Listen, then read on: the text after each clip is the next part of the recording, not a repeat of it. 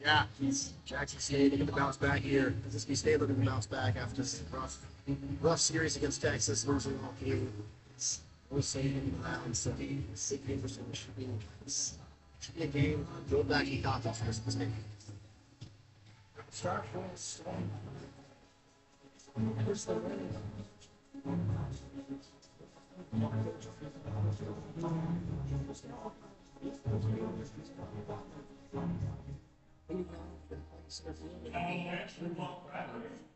The two goal will be Letty Alvarez.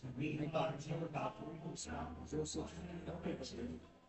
Our designated hitter and cleanup hitter will be Willis Les. Playing in the left field in the 6 over second baseman. This the round up the last 3 balls of first baseman and 7 the catcher in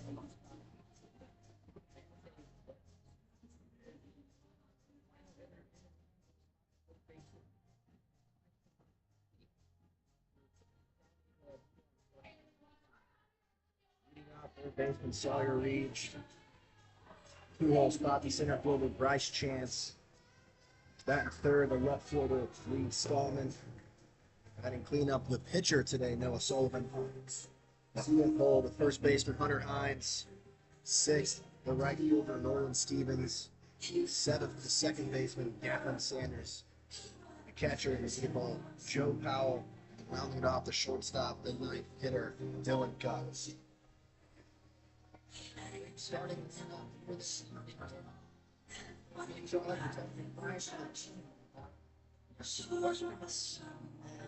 look to see who the starting pitcher is. A lot of people will question Noah Sullivan, but Noah Sullivan agreed with the start today.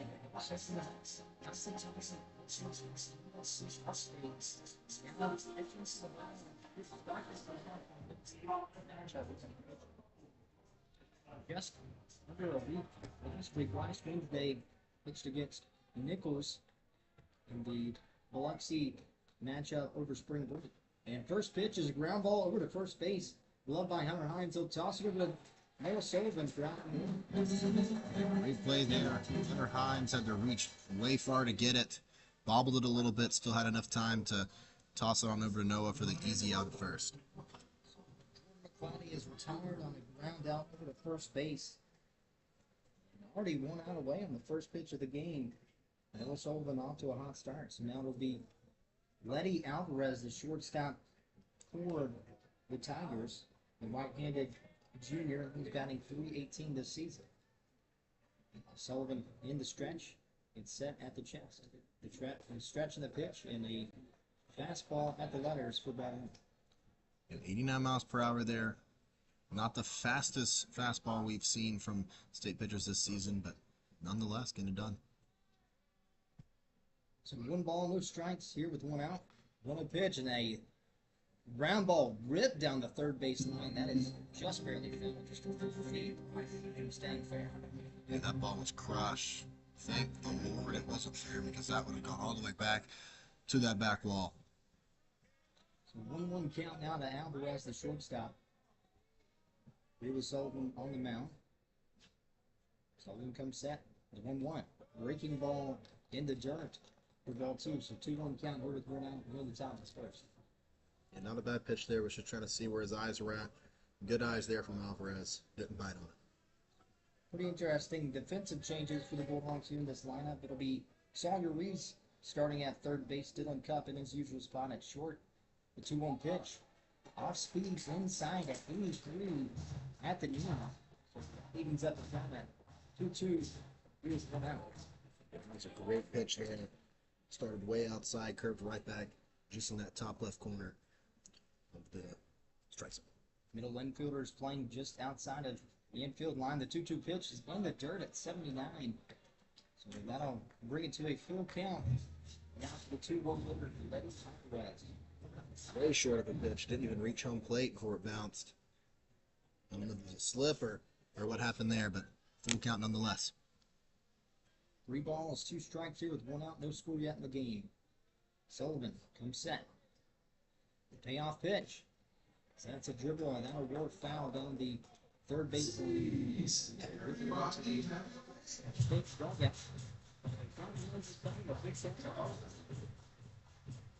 Back for Letty Alvarez. Alvarez 21 hits on 66 at-bats, and that's a ground ball up the middle, gloved by Cup. He'll toss it over to first, and that'll be out number 2. 3 outs so far for Sullivan. Couple ground outs, and they're not away from getting out of the top. Really good at bat there from Alvarez. Hung in there for a while, had a good eye, but that right there low. Probably shouldn't have swung at it with a ball, but he did, and that's why it was a ground out. Easy play there for Dylan Cup. So 3-1 for Jordan McClatty, and now 6-3 to the 2-hole spot, Letty Alvarez. And now Joseph Eichelberger takes first pitch inside at the knees for ball 1. So 1-0 count now to Eichelberger. 1-0. That's a ground ball. That'll dribble back into the state dugout once again. Second time that's happened so far. Eichelberger leading the team in batting average, batting .397. This guy's had success all season long. Sullivan comes set. Here with 2 outs, the 1-1. Off-speed pitch in the dirt. So 2-1 count now. Finish out the remaining starting lineup. As we said, Reeves and Cup on the left side, and it'll be Gatlin Sanders, the freshman, at second base. Hunter Hines playing first, and a typical outfield. Off-speed pitch. As Eichelberger.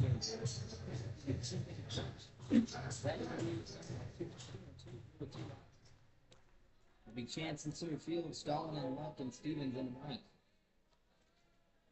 Now Deuce is on the board. The 2-2 pitch. Swing and a miss. Strike 3.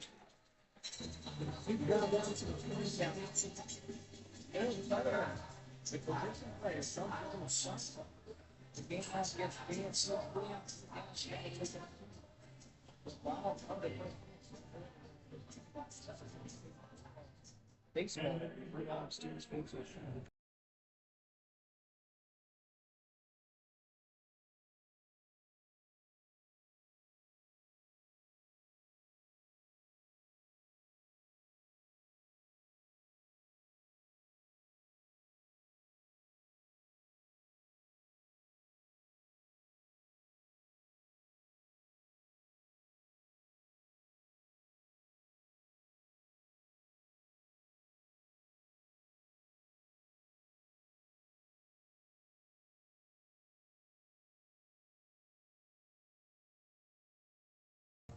Check. Check.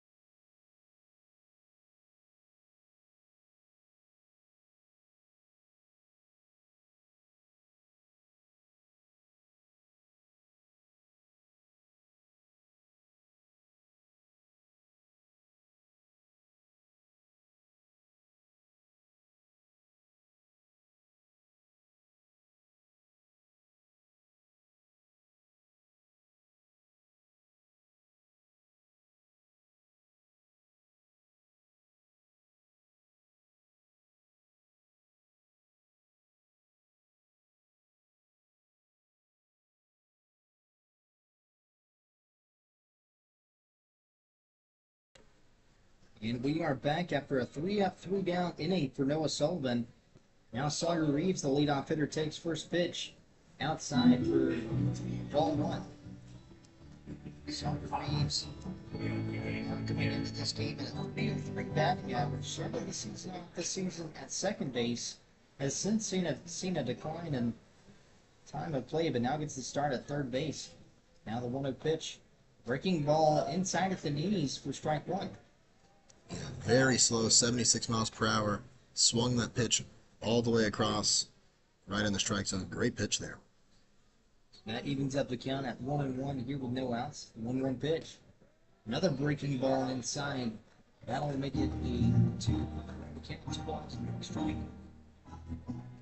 Mississippi State and the Jackson State Tigers. Pretty different playing style than Texas here coming off this past weekend. Different style pitching. And that's a line drive rope down the third base line that gets out to the backstop. So that evens up the count here with the foul. So 2 balls and 2 strikes here for them. The first inning, no score yet in this ball game. Yeah, Sawyer Reeves was sitting fastball there. Swung way early, just ripped that one down third base line. That evens up the count. A 2-2 pitch. Ground ball up the middle. That gets past second base.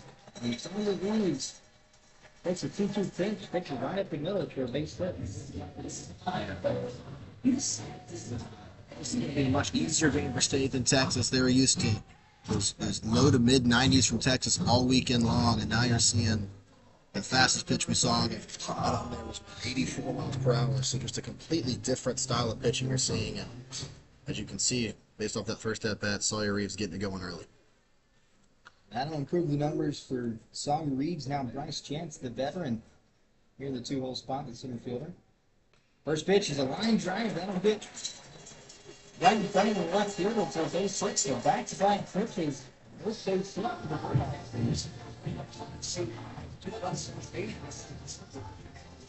That was just an aggressive first pitch swing there. Nice chance. Fastball down the middle. Just line drives to left field. State's got something cooking.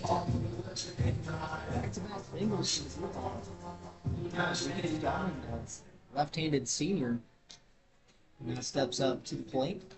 You're now with 2 runners on. Eric Gonzalez, right-hander. Off-speed pitch, 77. Outside for ball 1 to start. Yeah, just a little higher, not a bad pitch. But nonetheless, that's ball 1. Get us ahead of the count early. So Gonzalez lances over at second base, the stretch and the pitch. That's a fastball at the knees. That's low and inside of ball 2. So a 2-0 count now coming up with 7. Yeah, way inside there. Good eye, good discipline. 2-0 count. Expect an aggressive at bat from here on out now. Stallman sitting at 282 now, in the season. Now the 2-0 pitch, and that is roped deep to right field, back and gone. A 3-1 count on a 2-0 pitch to the Reeves Steelers. Goes down. How about that? Yeah, for better something. 2 singles and a moonshot into deep right field. I said after 2-0 count, he's going to be aggressive now. I did not expect a pitch or moonshot in the right field. That bounced out of the stadium. Perfect start here for State.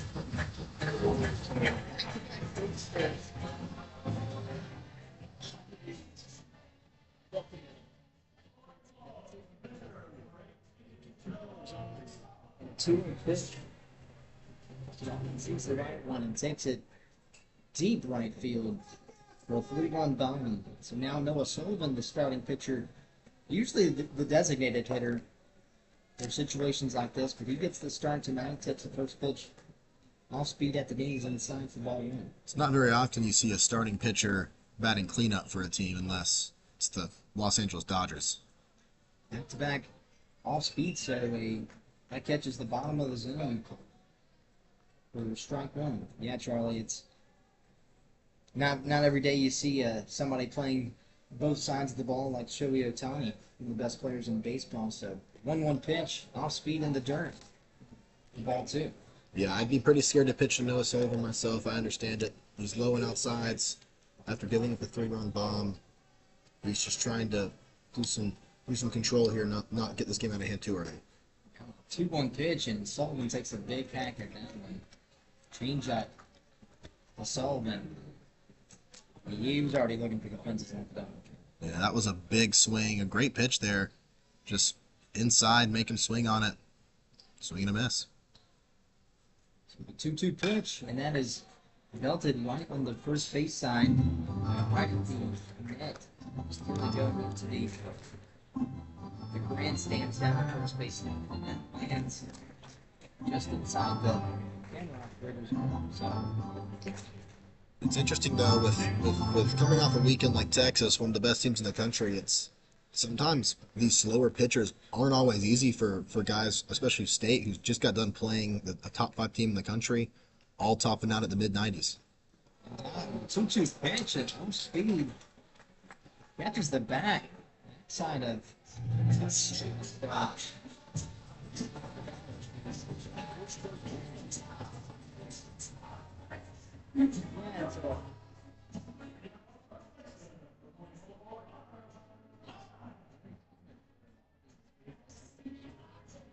Much rather than way with facing a different style of baseball and whatever they train and practice for themselves.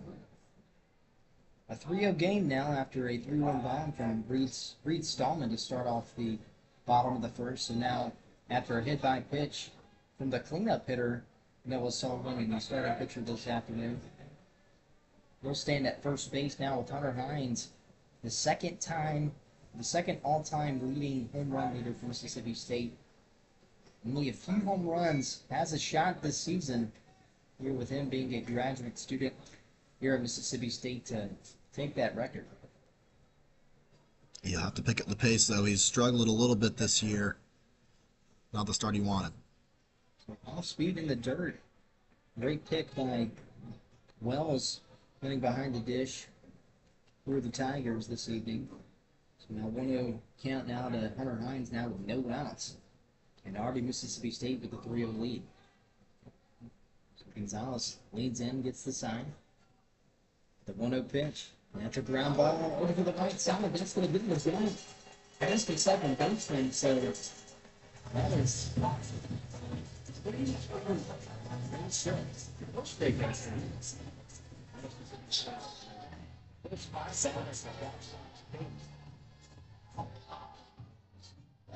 Bases, we run by Noah Sullivan gets it. Base hit over the right side, a single. Mississippi State has 2 runners on, no outs in the bottom of the first inning. We're with the commanding 3-0 lead already. So first pitch. Now to Nolan Stevens, the left-handed hitter for the Bulldogs. He's batting .356 on the year so far. Mississippi State started off the lineup with 2 right-handed hitters and a lefty. A righty, lefty, lefty, and a lefty, righty, righty. So off speed to Nolan Stevens inside for ball 2. Yeah, 2 pitches inside. A little too far inside for anyone to want to swing on those. Ahead of the count, there's going to be more aggressive bats here for State. Mississippi State sprinkling in plenty of lefties with the righties. Pretty even mix overall. Change up on that. That's outside. I'd like to think he takes this one. So 2 runners on. Runners at first and second with no outs. And a 3-0 count coming up to Nolan Stevens. 3-0 pitch, and that's a foul ball off the foot of Stevens. That was another big swing. Up 3-0 in the count. He saw a pitch that was anywhere in the area to hit. He took a big swing at it, tipped it off. He can still be aggressive here, up 3-1. 3-1 count now to Nolan Stevens. Eric Gonzalez now with 20 pitches and no outs yet here in the bottom of the first. 3-1 pitch and fouled off once again off the foot for Nolan Stevens. That'll now make it a full count. Yeah, that was the same pitch, the same swing. The ball did the same exact thing. That was kind of crazy. But now you have a full count. Now you've got to be patient here and make sure if you swing at something, it's in the strike zone. Left-handed right fielder for the Bulldogs has a full count now with no outs, 2 runners on. Payoff pitch, off speed and outside, and that'll load up the bases.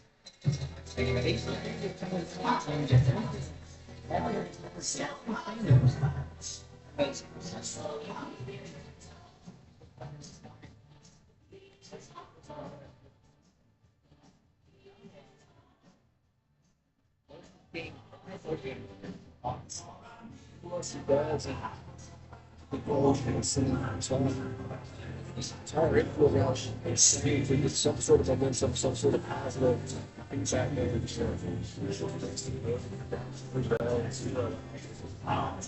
This game has gotten ugly really quick. Johnson said it without it. So I'm sure that SG Johnson just needs in this game. Try to make it.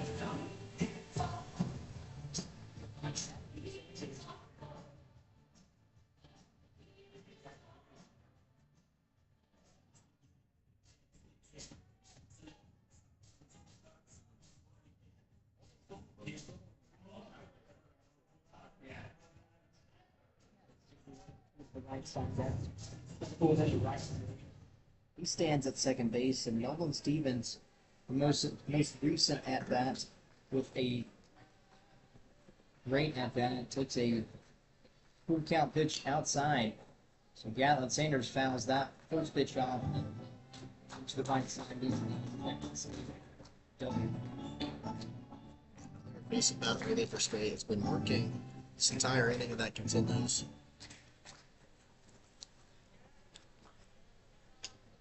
Gatlin Sanders, the left-handed junior, sitting at a .375 batting average, 9 hits and 24 at-bats. And he runs into the field that dips just over the first baseman's glove. And now he drives in 2 runs as Howard Hines down third down. That third place, Paul Sullivan on Prince for the out of single. Gatlin Sanders.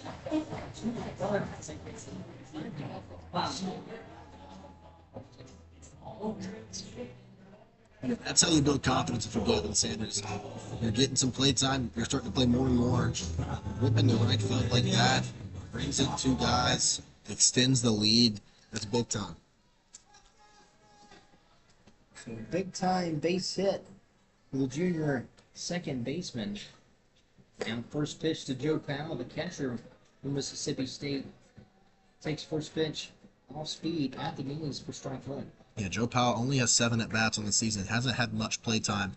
This could be another guy that we can get going here with some confidence. Joe Powell, only 1 hit on the season, and a check swing that rolls over to first base. That is gloved now by Bergen. No shot. Yes.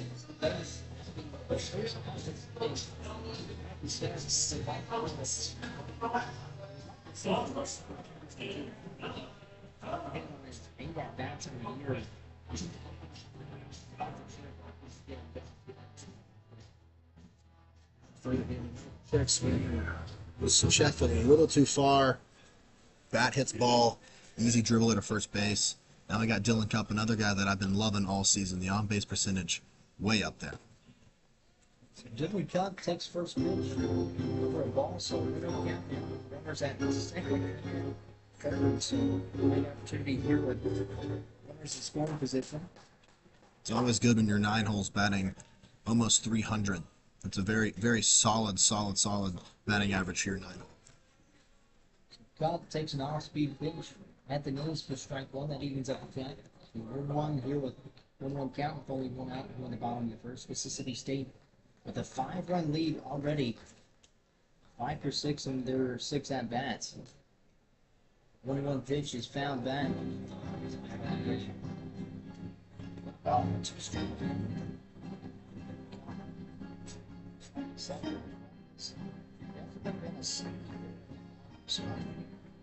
Just under 300 with a .550 on base percentage. So over half the time he's gonna make it over to first base. Great at bats. The 1-2 pitch. with a fastball in the dirt to even up the count.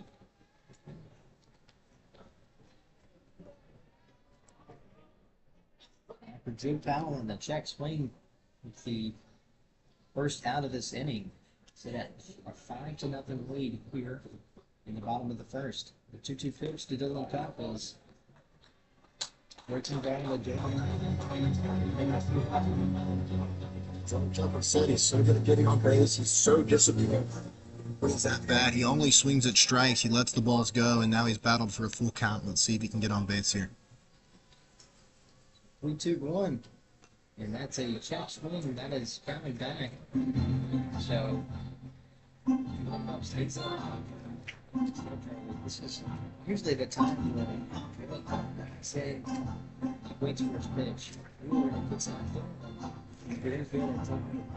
Ball fair. And his way on base. Absolutely. Especially that was a big curveball.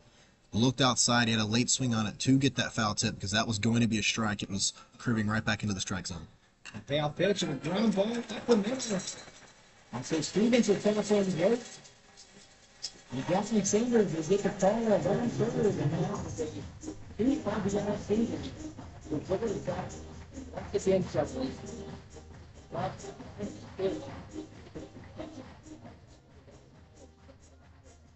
That's one of the reasons why Dylan Kelp's probably my favorite player on this team. Besides the fact that he's from my hometown, Cedartown, Georgia, but he finds a way to get on base almost every single time. I think he has the highest on-base percentage on this team for a reason.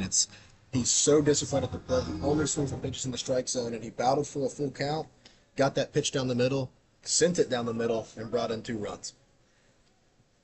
Now only 1 out. Here we finally reach back to the top of the order. Saad Ruiz, starting third baseman. He got a single in his first at-bat. And it's just about everybody in the starting lineup has reached base and got a hit. So the first pitch is a high fastball at the letters for ball 1. Yeah, good eye there, way high. No point in swinging at that. Let's get this going again. Dylan Copp, the starting shortstop, sits at first base. With only 1 out in the bottom of the first, Mississippi State with a 7-0 lead. And a curveball catches the knees for strike 1. It's 72 miles an hour. Yeah, that was a great pitch. That one started way outside, curved all the way back in. Yeah, curveball's been a good pitch for him. Just hasn't been throwing it often. So that evens up the count at 1-1 here with 1 out. He kicks off and now a pickoff attempt. And that'll tag Dylan Copp, and that'll be out number 2. Dylan Copp had a very hefty lead over at first base. He gets caught on the rundown. And so that'll be out number 2 for Mississippi State in the bottom of the first. Yeah, that was a great pickoff there. Very, very good play. He took advantage of that big leadoff that Dylan Copp had. Dylan Copp, known for his speed, loves to steal. And I think that was probably what he was looking to do there until that heads-up play to pick him off.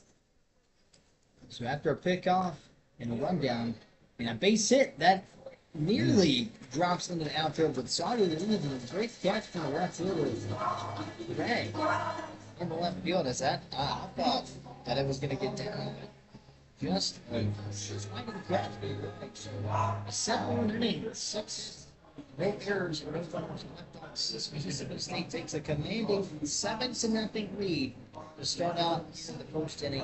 That'll take us to the top of the first. We'll do these for stop sign. It's off the second.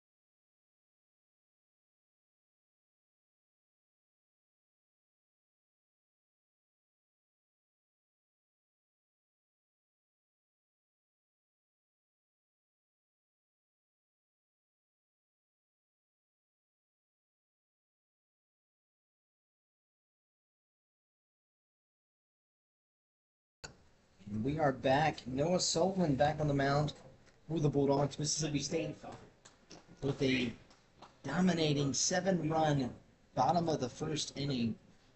First pitch to Wilbert Perez's breaking ball at the knees for strike one. And that was all to the lights to start it off. Base hit, couple base hits, Reed Stallman. A 3-run ball to right field. Just continued with multiple singles, a few balls, and hit by pitch. Got all the way to the top of the lineup with Sawyer Reeves. Only a ground out from Joe Powell. And it was Dylan Cup that got caught in a rundown. So he gets picked off at first base. And so Mississippi State was able to get out of the first inning, but did plenty of damage. So now with a 1-2 count now to Wilbert Perez. And a big swing and a miss for Perez, and that'll be strike three.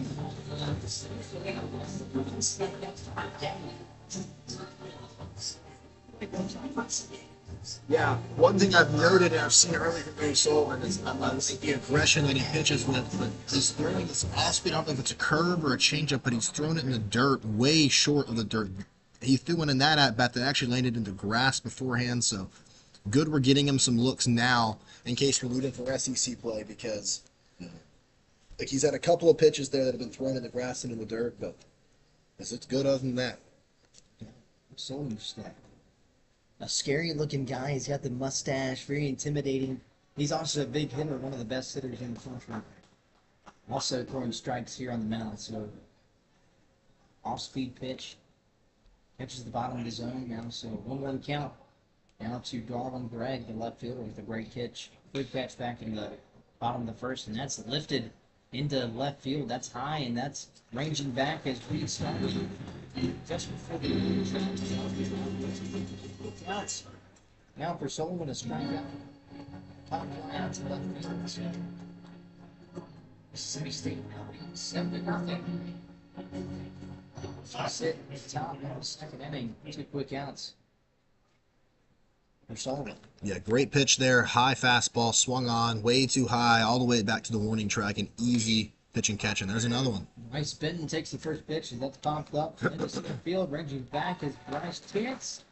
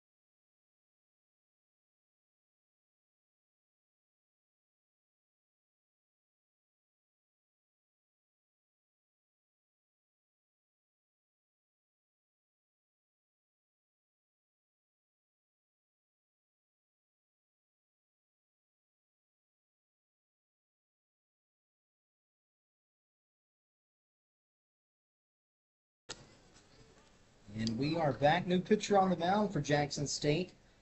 It'll be Caleb Gallant. Number 3 on his jersey. Forgot to mention Mississippi State wearing the maroon jerseys tonight. Their lettering. It'll be Jackson State wearing the blue jerseys tonight with gray pants. Their typical J on the top of their head. So the 1-0 pitch for Bryce Chance is fastball low in the dirt for ball 2. So 2-0 count coming up to Bryce Chance. Yeah, that was a fastball, 88 miles per hour. That's the fastest pitch they've seen today. A little more velocity coming out here for Jackson State. A 2-0 pitch, and that's a ground ball roped down the third base line, just barely foul. So that would have been a Patty. Zone 4 was just outside, nearly State Fair. Was very lucky there that was foul because that was going to roll all the way back to the wall and cause some chaos for this Jackson State team. Definitely could have been 2 for Bryce Chance with his speed. That's why we put him on at center field. So Caleb Gallant in the stretch gets the sign. Here's the pitch, and that is a few feet in front of the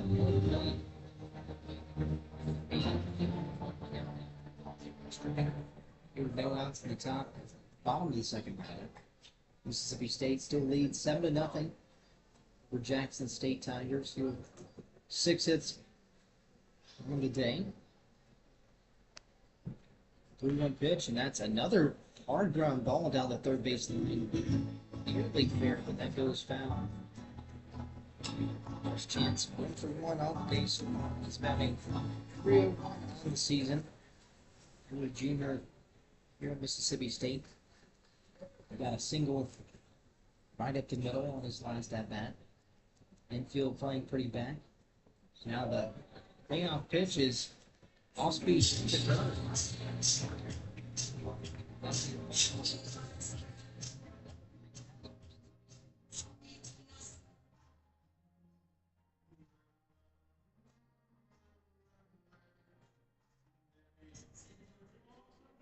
Another low pitch there. He had 3 of those in that at bat.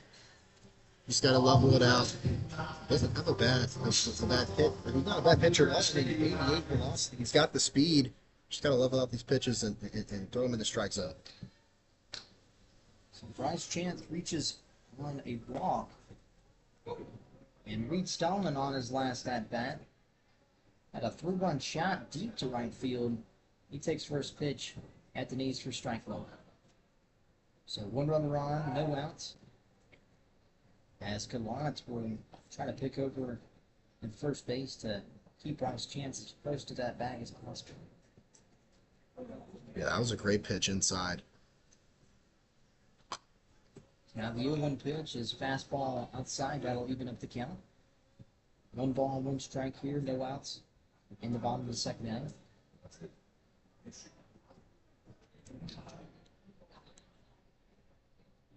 Gallant in the stretch. Stretch in the pitch, and that's 87 outside for ball 2. Yeah, he's got to work back in this count. He started it off strong, but then let this pitch count get away from him, and now Reed Stallman has a batter's count now. Righty on lefty matchup. Gallant. And the runner going, and that's lifted deep. A line drive just on the outstretch on the tackle board. Got to get down. And a string of doubles for Reed Stallman. Stallman is having a base runner. He's got shot.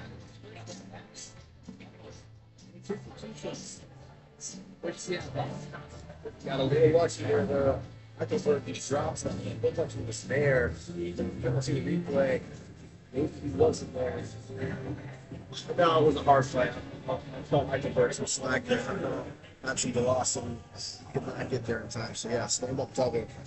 The initial view from Not seeing it on the TV, it looked like he just dropped it, but he had to dig for that one. Couldn't get there in time. So Stallman off to a perfect start. Like Eichelberg just didn't make the right steps in judging the bat. So Noah Sullivan takes first pitch at the knees for strike one. Yeah, Noah Sullivan was hit his first at bat. And you can't really blame him for not wanting to give him anything to hit. He's been on fire all season long. Noah Sullivan, the right-handed hitter, steps up. Here's the 1-0 count, and another strike at the knees for strike two. So Gallant ahead in the count now to Sullivan. Yeah, this is how you got to pitch Noah Sullivan. A lot of guys get scared to pitch to him. They throw a bunch of balls and then give him a 3-1, 3-0 count. Just go at him. It's an 0-2 count. You're ahead of the count now. You got Noah Sullivan on his heels. Runners at second and third. The 0-2 pitch, and that is a breaking ball way outside. So that was almost outside of the left-handed hitter's box to Noah Sullivan, who's a right-handed hitter. So great take right there from Sullivan. Like we said in his last at-bat, got hit by a pitch right in the back. And there's a big opportunity now in Peabody Prestige with a 7-0 lead. That's another pitch. That's off of the leg of Wells, and that'll be another run. Well, it's nice chance to stop some more throws.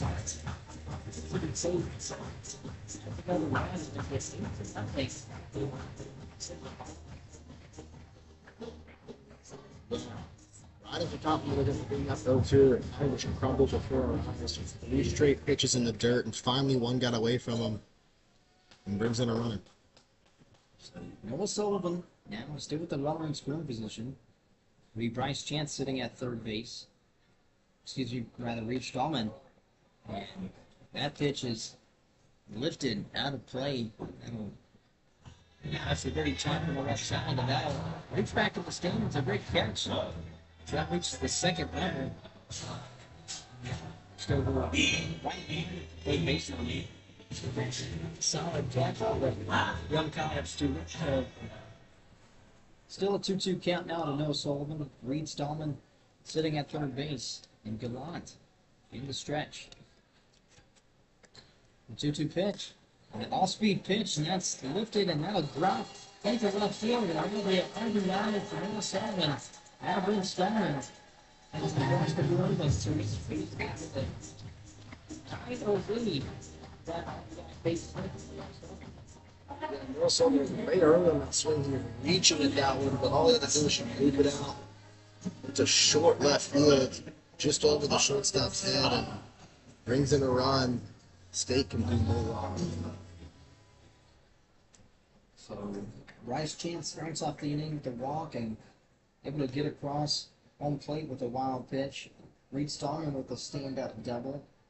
After that base hit, he gets across the arm. So now Noah Sullivan, the starting pitcher so far tonight. He's got a hit-by pitch and a base hit after that. So now he sits at first base with Hunter Hines, the big left-handed hitter.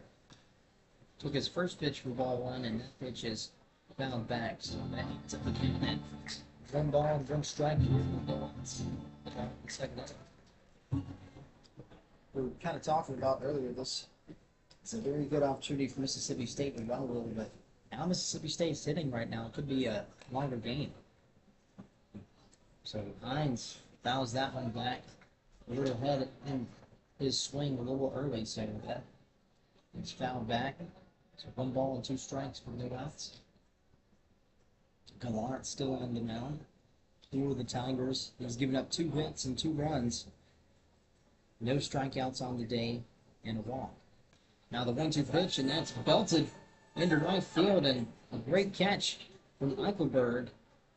Because that could have gotten down. That was at the running track, and Eichelberg had to also for that one down the right field. That was a great play by Eichelberg there. That was roped down right field line. Just at the big right pole. I think they've also played snag balls. And a little bit of life that's good for the run instead of after State Starting to explode here in the second inning.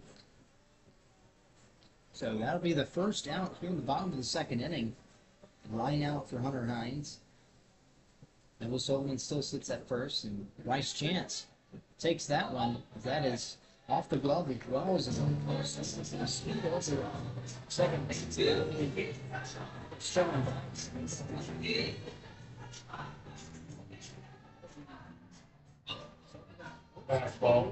Season, believe it or not. I can believe it. Not big dude. It's hard to get that body moving that fast, but he makes up for it by hitting dingers and apparently pitching extremely well. So far tonight is pretty stellar outing. But Noah Sullivan, like you said, he's a 6'1", about 230. But not afraid to steal a bag tonight. So 1 ball, no strikes. Fastball in the dirt for ball 2. So 2 balls, no strikes now to Nolan Stevens. Nolan Stevens' on base percentage is also great, 431. This guy loves to get on bag, batting 356 as well, so he can do it all. Now the 2-0 pitch, and that's another fastball just below the knees. It's just the discipline for the state runners. They all have it. We've seen it all season long. Great discipline. Just with these SEC schools, it's been a struggle to actually get on bag and capitalize when you have runners on base. 3-0 pitch, fastball catches the outside corner for strike 1. Yeah, great pitch there. Fastball just catches the corner like John Wesley said. And tries to battle back into this count. Sullivan sitting at second base. Here with 1 out. Gallant, the 3-0 pitch. And a big act. And Stevens. Swing and nuts. Sorry.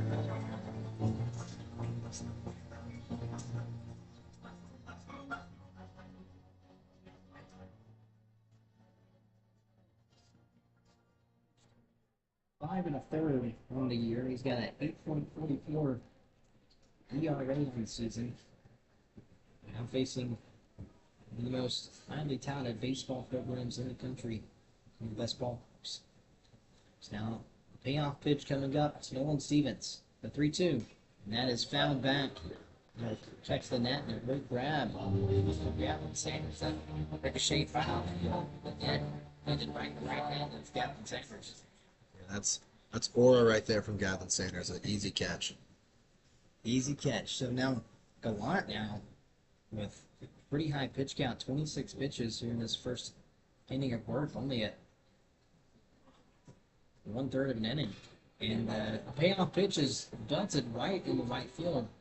A line drive right in the hands of Eichelberg. So that'll be 2 outs away, and Eichelberg's had a pretty busy day so far in right field. He's been moving all over the place, but those are the hits that I hate to see. That are rogue, that hit so hard directly to a guy like Eichelberg. He only has to take a couple steps in to make that grab, and that's just one that's unfortunate. Can't be upset. Did his job. He roped one out there. Just the bat put it right at Eichelberg over there in right field. Back-to-back line drives to right field for outs. So 2 L9s on the scorecard. A big swing and a miss from Gatlin Sanders on the first pitch off speed. So 2 outs away here in the bottom of the second. Mississippi State leads 9-0 over Jackson State. Noah Sullivan, a nice lead over at second base, and Gatlin Sanders, a 7-0 hitter. The left-handed hitter takes second pitch of the at-bat outside to even up the count. 1 ball and 1 strike, 2 outs. Yeah, that pitch was just a little high. Good eye there from Gatlin to not swing at that one. 1 pitch, fastball catches the outer half for strike 2. Yeah, great comeback pitch there. Just a fastball right down the pipe. And did his job there to get back ahead of the count. 1-2. Let's see if he can put this inning away. So 1 ball, 2 strikes, 2 outs, 1 runner on. And that's a ground ball right over to Gallant. He loves it. A great catch. He'll toss it over to first. And that'll end the second.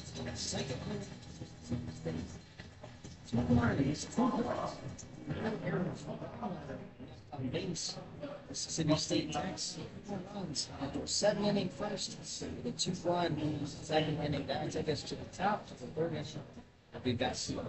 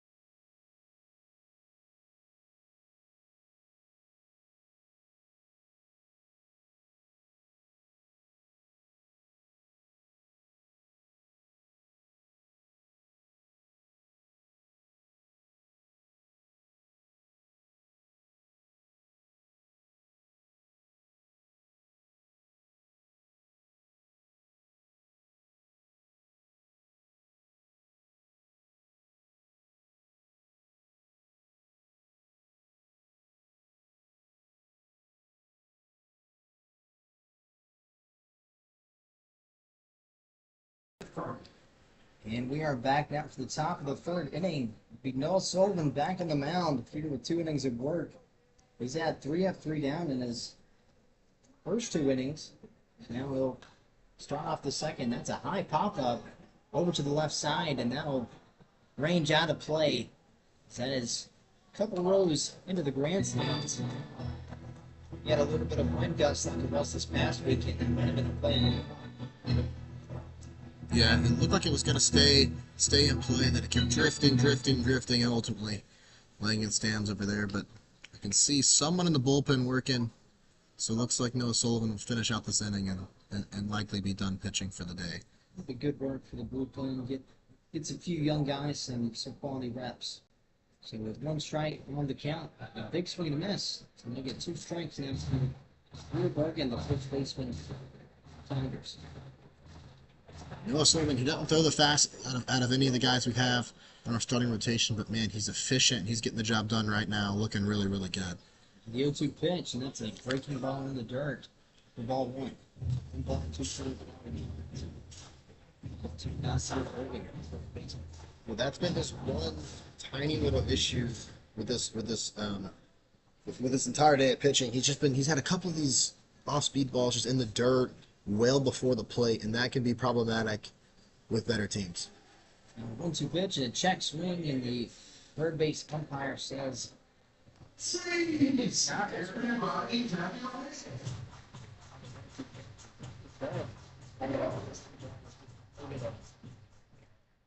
get settled in for Sullivan just yet. Yeah, it has not been a pitch he's been throwing very well today. 2-2 off speed. That's inside, so after being ahead like that.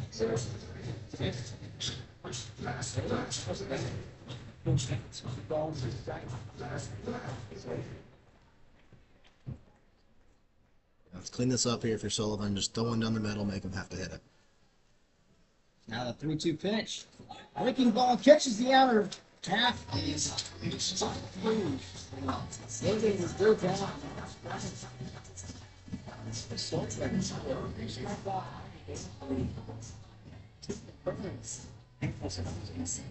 Yeah, I think you might have heard me there.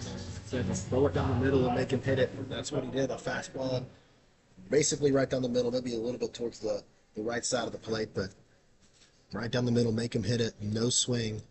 Good strikeout. Now first pitch to the Devontae Wells catches the lower half of the zone for strike 1. Now with no out, we're 1 out away here in the top of the 3rd inning. Mississippi State with a commanding 9-0 lead. Now the 0-1 pitch. That's a ground ball over to Sawyer Reeves at third base. Relatively quick outs. Sullivan's been able to get outs to get them fast. He's been efficient. A lot of these pitches, you see him throwing really high, really low. He's trying to get ground balls, trying to get pop flies, and it's been working all game long. And then when he gets in these full counts and you need to strike him out, he's just trusting that fastball down the middle. It's been working well. Now the 9-hole hitter takes the first pitch, and that is barely foul, so he'll slide into second base as he rounds first in a relatively easy slide into second base for the first hit of the game for the Jackson State Tigers. Yeah, that was ropes down third base line. Barely fair. And after that, it bounced off that sidewall, ricocheted off, was bouncing all over the place. Tough for the State guys to corral it. Ultimately did, but yeah, I mean, Patty there gets the first hit of the game for the Jackson State Tigers. Yeah, and we've seen multiple hard hit balls down that third baseline so far today, and that was just the first one that's barely clipped in the field of play, and it was a tough play, but it was the right ball. So first pitch to the leadoff hitter, Jordan McClatty, is a breaking ball outside for ball 1. So now with the first runner on for the Tigers, sitting at second base, and the 1-0 pitch is fouled back. So 1 ball here with 1 strike, 2 outs in the top of the 3rd inning. Mississippi State leads 9-0. Jackson State for the first base hit of the game. double down the third base line. Sullivan glances over at second. 1-1 pitch. Breaking up, catches the. Yeah,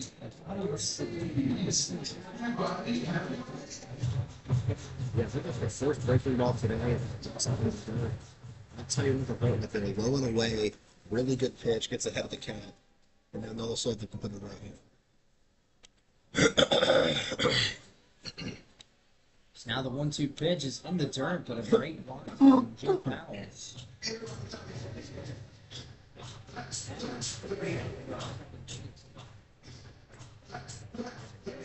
Keep all low in the dirt. That's been the only problem today from Noah Sullivan pitching. It's just he's letting these breaking balls get away from him. And like I said, now it's not going to cause trouble against a team like Jackson State. But in the future, if he's ever pitching in a bigger time game, it could cause some issues. 2-2 pitch. And the fly goes for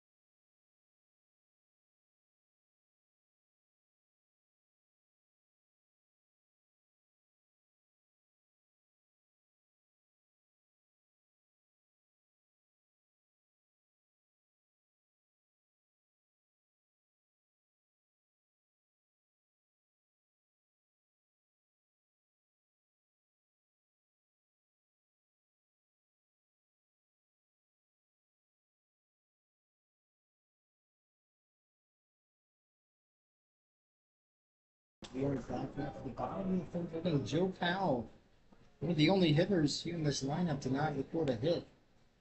It's Caleb Gallant back on the mound after his appearance back in the top of the second inning, the bottom of the second inning. Mississippi State in the bottom of the second inning, able to tack on a couple more runs to make it a 9-0 lead. Now the 1-0 pitch to Powell. It's found ready to the chance to run him in. Sullivan has through 3 innings so far, only given up 1 hit to Jackson State so far today. So good fault for Bill Powell, the right-handed hitter. Now a big hack at that one, an off-speed pitch at 82. So we're down to the count.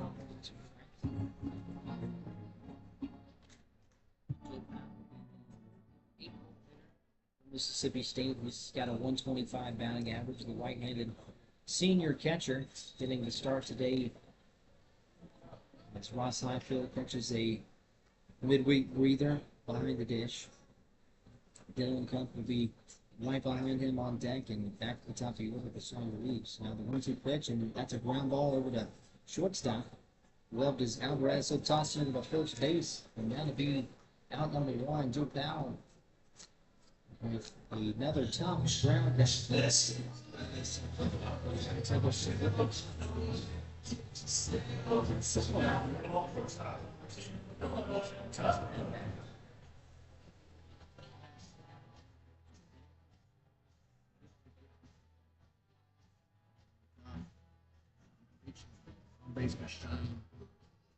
I don't think anything's going to be different right here. So Dylan Kopp, the right-handed shortstop, steps up to the plate. First pitch to him is a high fastball inside for ball one. Great eye, pitch way inside. Great discipline just to let that one go. Dylan Kopp had some pretty solid playing time last season at shortstop, but has taken some time to develop his skills with the bat. But now here in his second season as a sophomore has developed into a nice role in that 9 spot, being a sneaky player in that aggressive place. Known for Chris Lemonis to use him, and then second pitch is broke down the third baseline, that ball foul to the shortstop. Yep, that was a strike. Good pitch there. Good swing, good aggressive swing, just a little early on it. Went to foul. Now the long pitch, off speed, catches the outside corner for strike two. And that's something you don't see often is a strike down the middle that Dylan Kopp doesn't swing on. 1-2 count now behind it. Got to work his way back into this count. One out of the way, the 1-2 pitch. And breaking ball catches the thigh of Dylan Kopp. And the home plate umpire says Kopp leaned in, so he's going to have to stay at his at-bat. And Chris Lamona is going to ask to review this one. That's a free base for the Bulldogs if that's the case. Yeah, trying to see it on the replay here. I didn't get a very good shot of from where I'm sitting. Waiting on the TV to show a replay is that The pump was very close, so now you're going to start here for that ball. Kopp had already removed his protective gear from his elbows and his ankles, but played off by himself.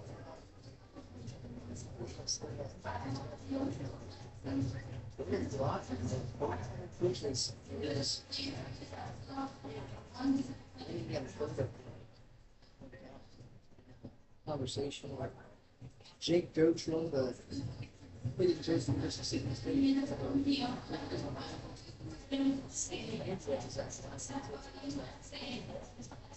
They're showing a replay of the big ones, and it does look like there's a little bit of a lead motion, but it also could be great speed. I mean, that's going to be hard to overturn. It looks like he does. Would be shocked if Kopp stays up the bat after this one.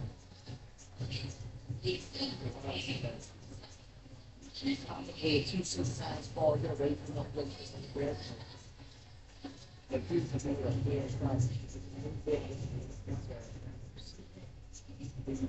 Pitchers have to say about this one as they trot out. See what the call in the field is.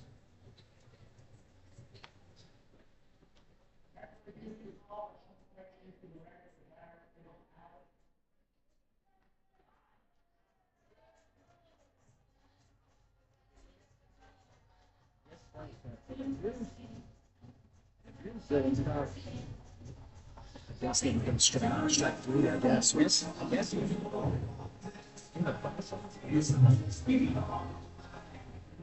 Still, yes, here's the we'll stay on that. It is, in fact, the other stuff.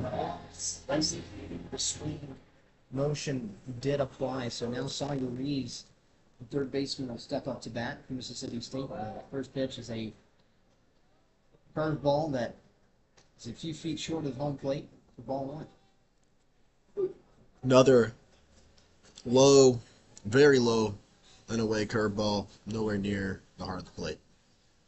So 2 outs away, a ground out over to shortstop and a strikeout from Dylan Kopp. And after that replay from the hit by pitch, a swing was given.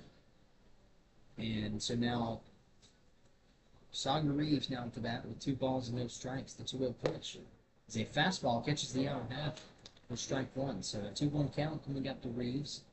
2 outs away in the bottom of the third inning. Mississippi State leads 9-0 over the Jackson State Tigers. Caleb Gallant with an inning and 2/3, giving up 2 hits and 2 runs. Now the 2-1 pitch. 88 was outside for ball 3, so 3-1 count coming up to Sawyer Reeves. Sawyer Reeves, 3-1 count. Expect an aggressive bat here. Anything over the heart of the plate is going to be swung on. 2 outs away. Caleb Gallant in the stretch. 3-1 pitch. Breaking ball. And that is high, and that was at the head. Sawyer Reeves. So now, if hitter from Cincinnati,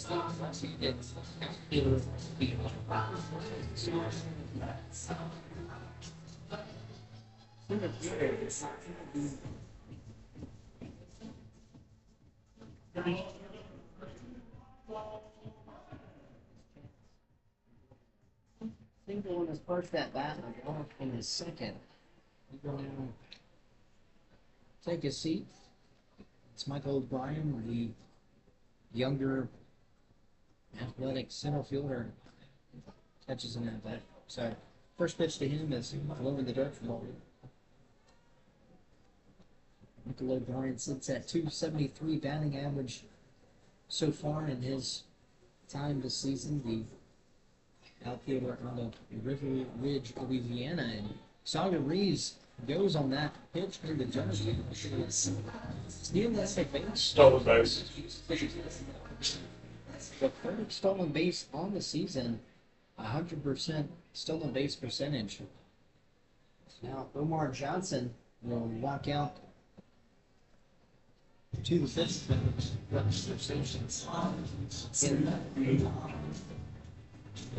I've said that from giving up 2 lines. So I'd say flash breakers with the bounce back. Bounce back inspired the football team to get into that's not.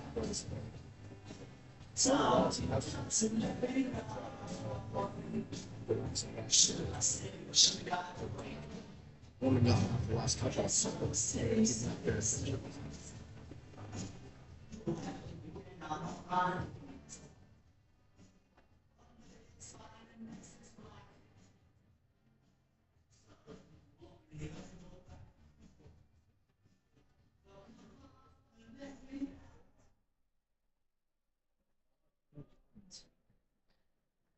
He's had 7 walks and 7 strikeouts. He sits now in the bottom of the third inning against Mississippi State with 2 outs and a 2-0 count to Michael O'Brien. The 2-0 pitch is a fastball low at the knees.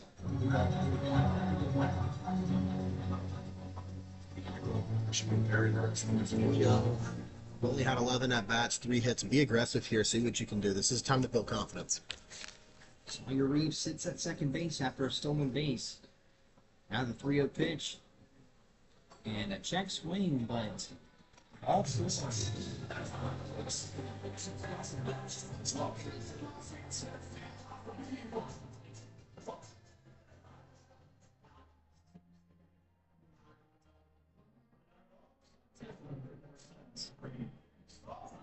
over a few years.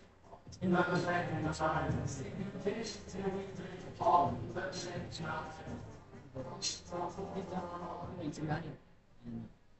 put in some work and get some more valuable reps against a Division I opponent right down the road in Jackson. Yeah, this is not the guy you want to be pitching to right now. Reed Stallman's been on fire all night long. Now the first pitch is a ground ball over to the right side, gloved by the second baseman. Benton will toss it over to first base. That'll end the third inning. So no runs, no hits, no errors, 2 bases. That'll take us to we'll be back.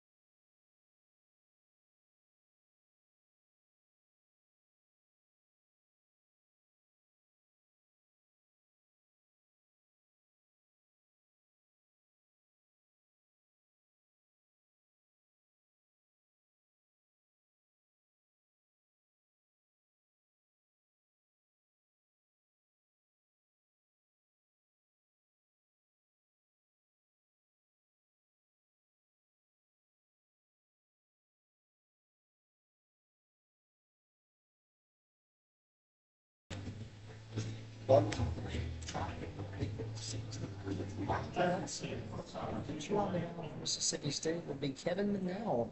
As Noah Sullivan gets the start for Mississippi State, goes 3 innings, only gives up 1 hit. It was in the last inning, or the third inning. But to go along with that, 4 strikeouts. A solid inning of work for the position player for Mississippi State. Usually plays either first base or the designated hitter. So, first pitch for Kevin Monell to Letty Alvarez, the 2-hole hitter, with off speed for strike 1. Second pitch is a check swinging. As Alvarez didn't go around, so that evens up the count at 1-1. It with no runs for top of the fifth. Yeah, such a weird throwing motion we're seeing here. We're seeing like a side-armed quick release. That'd be such being a batter. It's got to be so hard to just read that. The 1-1 pitch was speed at 7. 1-2. So, yeah. Hey, 5 1/3 innings of work, greatest time in Mississippi State this season. Well, the 1-2 pitch is a swing and a miss. As that slider was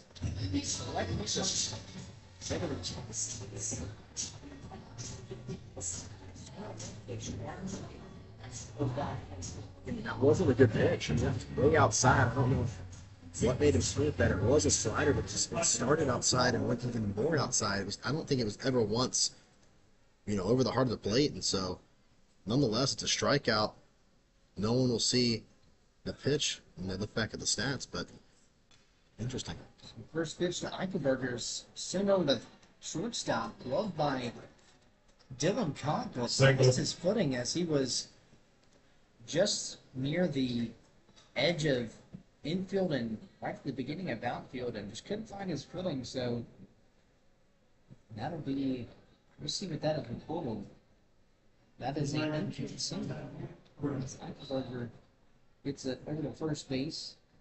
It was just enough for the scoring official to make that a single. So first pitch to Wilbert Perez, the DH for the Tigers tonight. Is a foul ball, so an 0-1 count. He was 1 out of the way in the top of the fourth. Eichelberger sits at first base. And a slider catches the out of his own at the municipal staff leader. Center probably interesting 3/4 sidearm action, funky motion that definitely messes with these hitters. The 0-2 pitch and a slider again for strike 3. So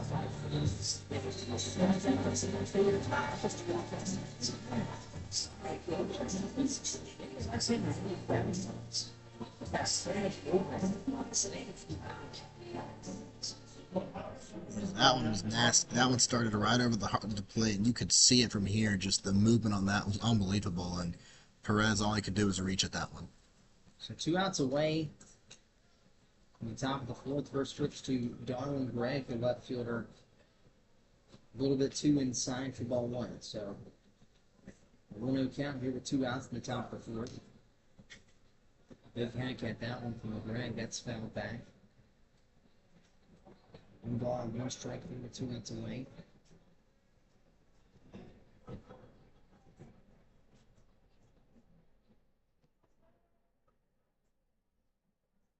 Gregg made a few decent plays over in left field. And now into the back.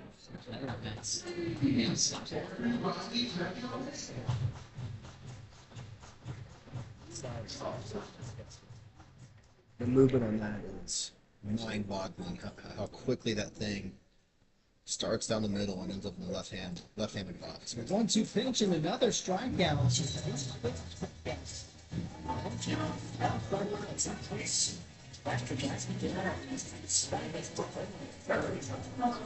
Pitching tonight from Mississippi State.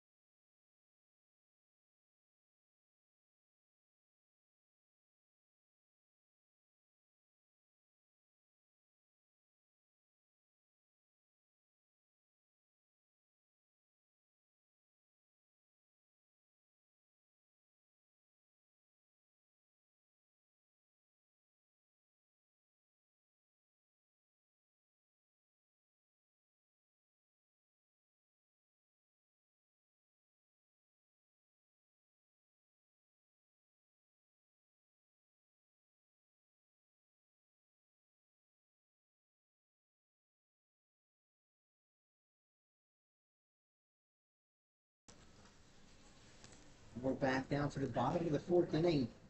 It'll be Noah Sullivan, who started this game at pitcher. Now the designated hitter for Mississippi State. As Kevin Manell takes over after 3 innings of work. So Noah Sullivan with a hit by pitch in his first at bat and a single in his second. Off speed pitch. Breaking ball that didn't get enough was caught head high of Noah Sullivan for ball 2. So 2 balls, no strikes, no outs away. In the bottom of the fifth, Mississippi State leads 9-0 over Jackson State. It's Caleb Gallant still on the mound. Fastball is lifted right side of the play down into the grandstands. Mississippi State. Fourth inning with the right-handed hitter and Noah Sullivan and 3 straight lefties. It'll be Hunter Hines and Nolan Stevens on deck and in the solo. So that pitch is low on in the turn. Ball 3, so a 3-1 count now to Noah Sullivan. Yeah, this is not what you want to see. Is Noah Sullivan 3-1 count, best hitter on our team, one of the best hitters in the country. Dangerous. 3-1 pitch in the dirt for ball 4.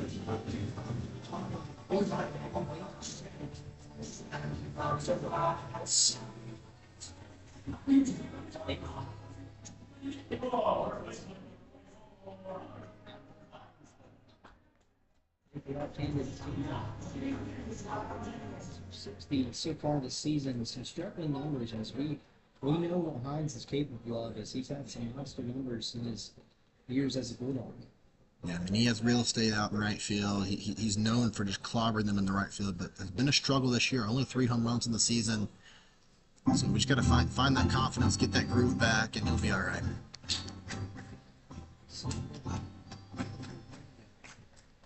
Noah Sullivan sits at first base with no outs. Hunter Hines, a left-handed hitter, up to bat with 1 ball and no strikes. And that picks over at first. Pretty beautiful night at the ballpark. We got a few students and some fans sitting in the berm. Some fans filling out the seats. Pretty decent night for a Tuesday in Starkville. The 1-0 pitch is outside for ball 2. Wind hasn't really been too much of a factor today. You can kind of see the wind drifting a little bit towards left field from the flags. And we see out right. A 2-0 pitch is outside for ball 3. Rio coming from there. Yeah, I'd love to see him crank one out of here. Get some of that confidence back. 3-0 hitters count. He can absolutely do it here if anything's over the heart of the plate. So 3-0 pitch coming up to Hines, and that's lifted high and into center field. As McLady ranges back, finds it within the light, and that'll be out in the left. Yeah, he wanted exactly what I said, to just drive one out of this ballpark, and just a tiny bit under it, lifted it high into right center field. Not a bad at-bat there.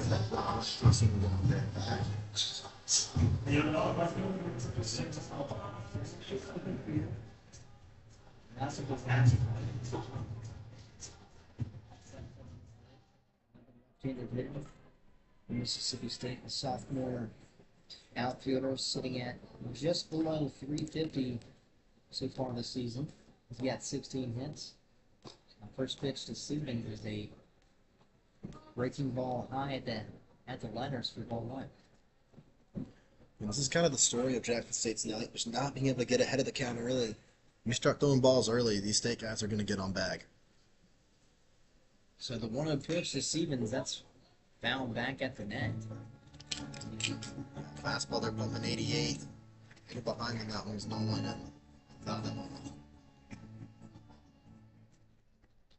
Stevens, the line out his last at bat. Right to Eichelberger in right field. It was one of 2 back-to-back hard hit balls on the right field.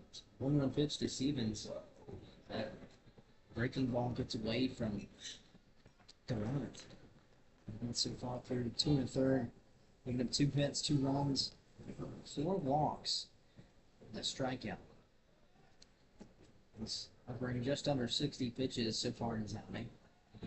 Luke's off over at first base. Yeah, Gallant's had a great day. I mean, 2 runs given up. He 0 runs in the third, and right now he's on pace to have 0 in the fourth. And I mean, he's done a great job recovering from that first inning explosion by State. Yeah, I mean, he shot some flashes of some impressive romantic pitches. Gives up 7 runs against the Bulldogs in 6 hits in 1 inning at work. And that pitch is lifted deep to right field, and that is ranging back. That one is out of play. That'll be a souvenir for one of those kids out in right field. But Charlie, that was hit hard and out in a hurry. Yeah, that's probably the fastest exit velo we've seen tonight. That ball was ripped, way foul. Not way foul, but not a very close call whether or not it was foul or fair or not. But about 1 hopped out of the stadium. That ball had some heat on it. Now the payoff pitch, and that's high and outside, upstairs. Stevens, start over at first base.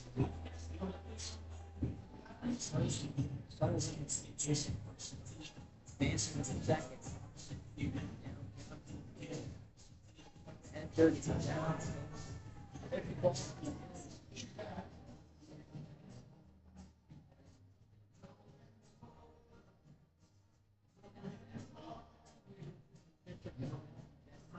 On shaking the fires, that was 35 offers.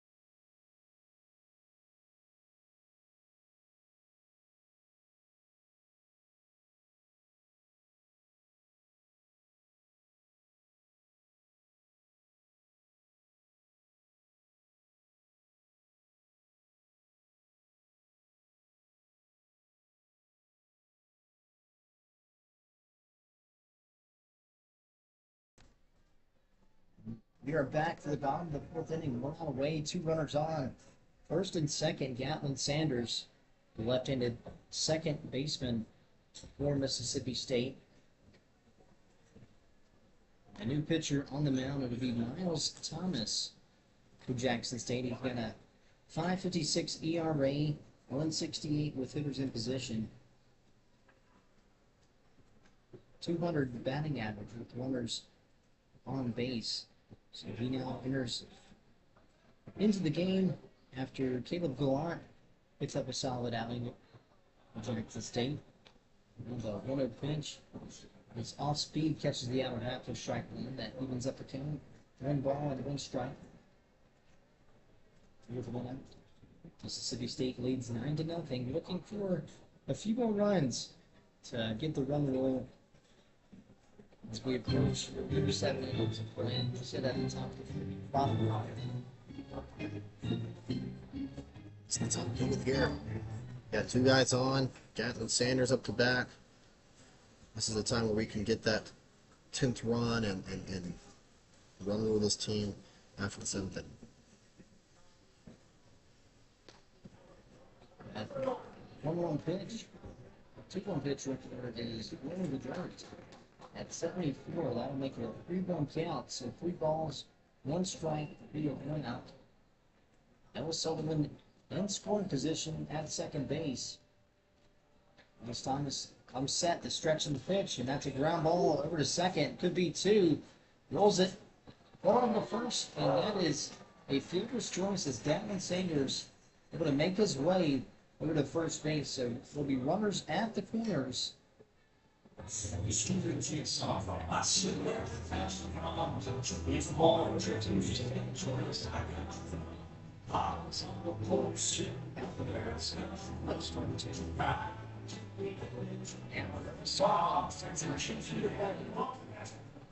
Joe Powell, the catcher, could not be a better time to come on with a base hit with 2 outs away in the bottom. This can be a big confidence booster for Joe Powell. We've been asking for it all game long, really all season long. 9 at-bats, only 1 hit. This would be a time to drive in a run, build that confidence up, and work his way into having a more prominent role in this lineup. And that first pitch is lifted deep to left field, ranging back and gone. A 3-run double for Joe Powell. And just as he said, this could have been another time. Strike the bat with a catcher very loud. And for just runs. Well, it's got to feel really good for Joe Powell. He's been 10th at bat of the season, and finally we get that big confidence booster and no doubter into left center field on a line. State has that 10-run lead. We're up 12. All they have to do at this point is just both into this lead. 7 innings of the all shootout is not much. Mississippi State, 7 runs, 7 runs in the first, 2 in the second. It's got out to 3 runs back from Joe Powell. Only his 2nd hit of the season. That is 3 RBIs under his name now. That clears the bases. So, first pitch to Goodman Cup is a breaking ball, catches at the knees for strike 1. Miles Thomas, with his first hit given up, is a deep shot to left center from Joe Powell. Another bird ball catches the zone. So Thomas ahead in the count. 0-2 to Cup. The 0-2 pitch. Check swing from Cup. Didn't go around, so 1-2 count, out of 2 outs. You rarely see Cup down in the count 0-2. Good eye there till you bring it back 1-2. Let's see if the most disciplined player on this team, with the bat in his hand, can make something happen. 1-2 pitch. Slider outside to even up the count. Deuces on the board. 2 balls, 2 strikes, 2 outs. Thomas looking to get out of the 4th. Yeah, working his way back in. That's all you can do when you're down 0-2 is just take pitches that are out, swing the pitches that are in, and Dylan Cup has a chance to get it up 3-2. The 2-2 pitch is at the knees inside. I'm making a full count on Dylan Cup. We saw it last time at a 3-2 count. Put it right up the middle, so anything can happen here with Cup. Thomas leans in, comes set at the belt. The payoff pitch. And that's right at the field once again. A high drive, and Thomas had to duck. Get away from rock baseball, but Dylan Cobb has passed both on the same team. He's into the second base today. That'll be a single and an error recorded on McClatty in a Single advancing to second on So the now- eight. it'll be Dylan Cobb sitting at second base. And like I said, Charlie, that the full count is Dylan Cobb's safe haven almost. Yeah, when it's a full count, you know it's going up the middle apparently because he's done that twice now. Pick Right up the from middle. Second base for the Bulldogs. Last off the mound, got that ball, knocked that ball, and then after that, it should have just been a routine play to throw the second or short and just hold it. But then short bounces off short's leg, gets away from him, pitcher bobbles it. Next thing you know, Dylan Cups over at second. So now you got to run in scoring position. Sawyer Reeves at the bat. Let's see if he can bring him in. Now Sawyer Reeves back to the top of the order, the third baseman. Here with 2 outs away in the bottom of the fourth. Dylan Cobb, the 9-hole hitter, sits at second base. Miles Thomas, not the best appearance so far. The third of an inning, giving up 2 hits, losing on Jack. Left field with a single and advanced to second after an error. So Mississippi State leads 12-0 on 10 hits. 1-0 pitch is fouled back from Reeves. Even up the pitch. Sawyer Reeves started this year off in the first series of the year against Manhattan. His first at bat was a double into left center field and then went ice cold after that, I believe. Didn't get a hit for his next 11 at bats and started to even it out now. Much better batting average, actually a good batting average, and has been doing well since then. So the 1-1 pitch is in the dirt for a 2-1 count now. We're 2 outs away. It'll be Lucas Buckner to pinch run now for Dylan Cobb. He sits at second base. Sawyer Reeves now batting, the senior third baseman. Michael O'Brien on deck. Reed Stallman in the hole. Pickoff attempt over at second base. Miles Thomas. Sawyer Reeves with a single up the middle in his first at bat. He lined out to left field and walked in his most recent. That off-speed pitch catches at the knees for strike 2. Good pitch there. Evens out the count. Deuces on the board. Let's see if he can get out of this inning here and only get away with only 3 runs.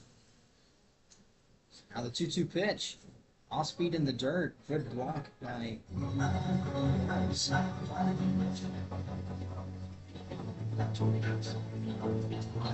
See that a lot with pitchers on both State side and Jackson State. Just pitches in the dirt have been a problem today for both sides. able to figure out that off-speed pitch and breaking. Most times I'm set. Payoff pitch, and that's a ground ball. Rolls down the third base line, down the left side, and that one will foul. Yeah, Sawyer Reeves tried to stay back and wait on that one as long as he could. He knew the off speed was coming. He was very patient, but just it being inside caused him to turn on that one. It goes foul, but I loved the patience there. He waited on that ball, timed it up pretty nicely. Count remains the same. Thomas gets the sign, remains in. I'm set, the payoff pitch. Off speed, and that's a little bit too slow to start with this.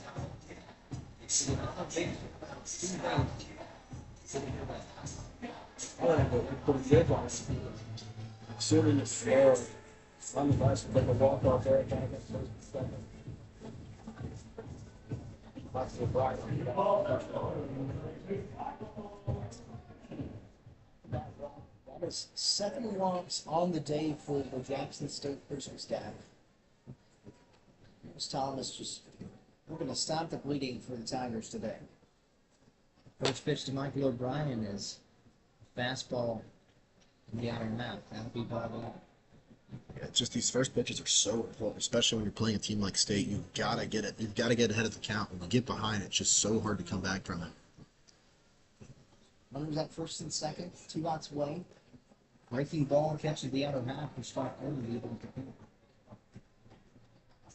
Michael O'Brien in his first at bat was walked, so still looking to find his first hit. James Thomas, right-handed pitcher leans in. Second pitch, no pitch rather is high fastball outside for ball two. 2 balls and 1 strike.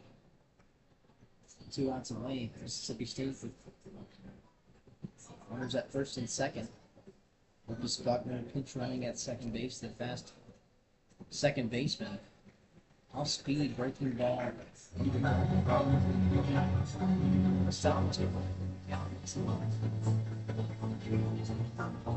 Find the tissues to stop this bleeding from Tigers. Nick Ryan, the left-handed hitter, sits at a 3-1 count. A 3-1 pitch. That's a line drive deep to center field. Ranging back is McCloudy at the running track. And he will catch that ball and tap the wide on the 3D next. The final result is 2 hits. 1 air rush and 2 left on base. That'll take us to the 5th. We'll be back with Kevin Manel. Mississippi State.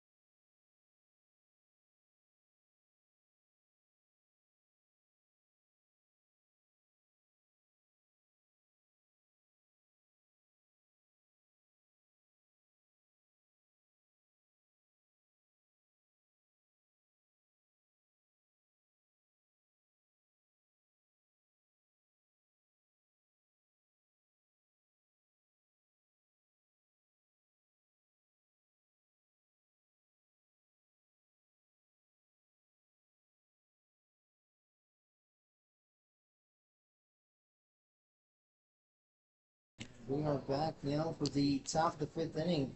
Bryce Benton, the second baseman for Jackson State. Right-handed hitter. It's a big hack at the first pitch from Kevin Manel. Is back on the mound in his second inning of work for Mississippi State. He takes over in relief after Noah Sullivan gets the start on the mound, pitches 3 innings. It's Kevin Manel with strikeouts in his life. Heavily foul ball, so now no balls and 2 strikes with no outs. Now comes set at the chest. 0-2 pitch and another slider and a check swing, strike 3.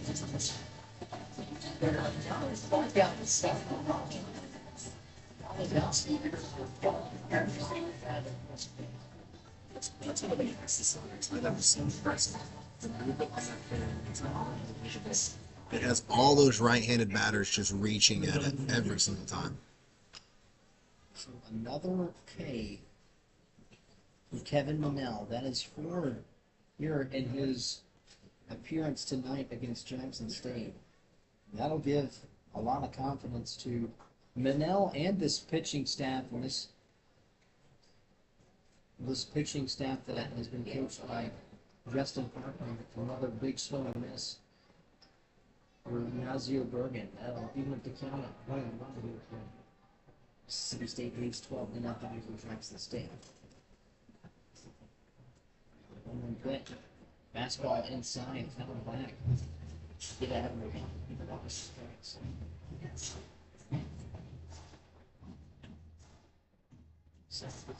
It's a very highly touted pitching staff, especially a bullpen that has a lot of depth. 1-2 pitch, another breaking ball, not enough to catch. Almost 2 strikes. Another play. 2-2 pitch, another slider, not able to clip the zone. Very close to it. It's the left edge of the batter box of Nazir. Full count coming out to Bergen, the first baseman. Payoff pitch. Breaking ball, catches the zone, and another strike.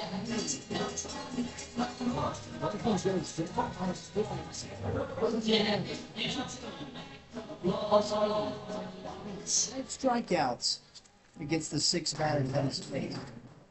Looks like Nazir, Nazir started running to first like he had the easy walk. I guess he saw the outside pitch initially, but he forgot the movement on that slider is different from Manel and sneaks it right in there for a strike. First next to Devontae Wells, the catcher. Is outside for ball 1. Devontae Wells unable to report a hit so far this season. 1 at bat. Second pitch to Wells, fastball clips the other half for strike 1.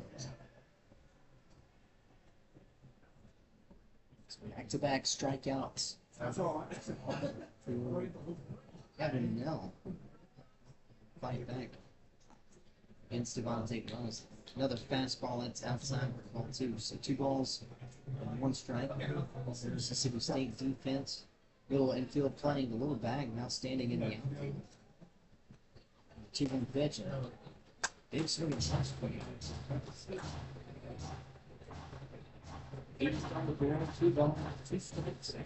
Only 2 outs in the top of the 5th inning. Mississippi State leads 12-0 over the Jackson State Tigers. Now 2-2 pitch to Wells. Slider outside. Just a little bit low. Great catch by Joe Pepper. So full count coming out to the opposing catcher for the Tigers. The 3-2 pitch. That is a pop-up. Just a shallow infield for Joe Powell ranging back and unable to catch that one. A tough play with the blinding lights. It looks like he ran past it. He tried to backtrack, but it was too late. He tried to dive backwards and catch that. You're right, there's bright lights, a lot of things going on. Not a lot of wind though, so the wind wasn't an issue. More just probably the lights, and then he ran a little bit too far, tried to backtrack, and wasn't able to in time. Payoff pitch, another slider and a strike 3 working for Devontae Wells, and another strikeout. 6 strikeouts, nothing down. And that's it for the bottom of this.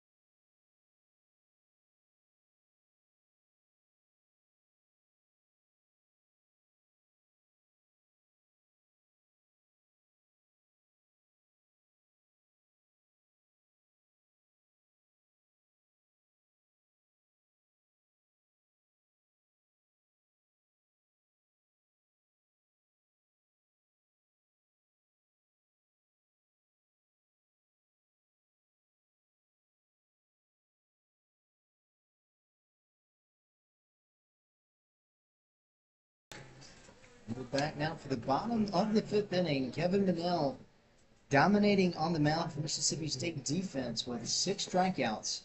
And now, familiar face for the Bulldogs, Aaron Downs enters the game. Technical difficulties with the lights. And it appears like they were already ready for Aaron Downs to go deep to center field. Yeah. Because they already had the home run. They might have the script. They might have the script ready to go, so we'll see. Now the 0-1 pitch to Aaron Downs is off speed in the dirt. 1-1 count now to Downs. I feel like he has to hit a home run now at this point. Script's been leaked. You got the crowd screaming now. One guy's into it, so let's see if Aaron Downs can make this happen. The 1-1 pitch to Downs. 76 on the guy. Downs in the season has just been an absolute force to be reckoned with. 341 on the season. Now 15 hits. The 2-1 pitch. Change up outside. 3-1 count. Throw something over the hard plate. Let Aaron Downs take this one out of the park. Aaron Downs he has the home run hitting power. He got 7 on the season. Like John Wesley said, he's been a force to be reckoned with all season long. 3-1 pitch to Downs, breaking ball inside for ball 4, and Downs right out of Where'd that look easy? Pitching for the Bulldogs. Those balls after This develop. Now, great start for State. You got someone on first base. I guess the Velo comes out.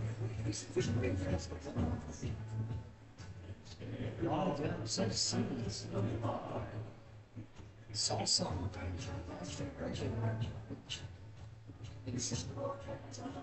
Some time.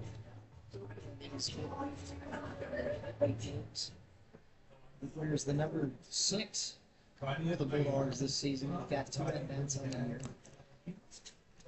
He's a freshman out of Farmville, Tennessee. He takes the first pitch. Low is the ball 1. So now Miles Thomas stealing this game, the right-handed pitcher. Sits at 29 pitches, so it's also go to first base to try to keep Downs close to the bag. Mississippi State ending 12-0 lead, 7 runs in the first, 2 in the second. Another 3 in the third inning. And the Kansas Dakota sending a 1-1 count with no outs. Yeah, this is only Devella's 3rd at-bat. Hasn't gotten a hit on the season. Now's your time to do it, brother. Let's get it done. The 1-1 pitch to the freshman.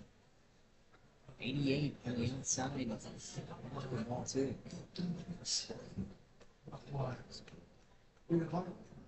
Righty on lefty matchup.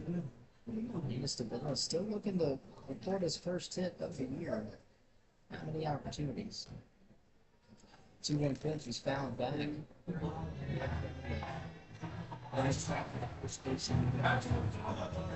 Two guys in the track. Everything on since the first base. Playing double play depth.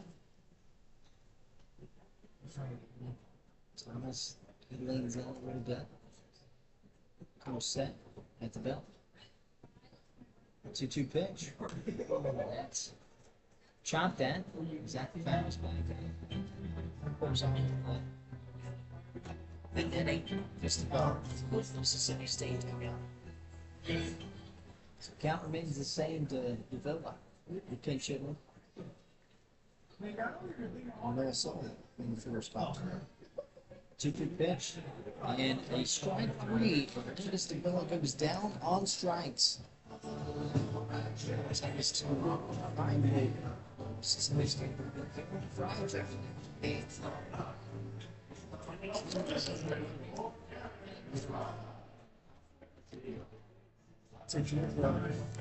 Guys on this Mississippi State roster, the Garrett Fry has been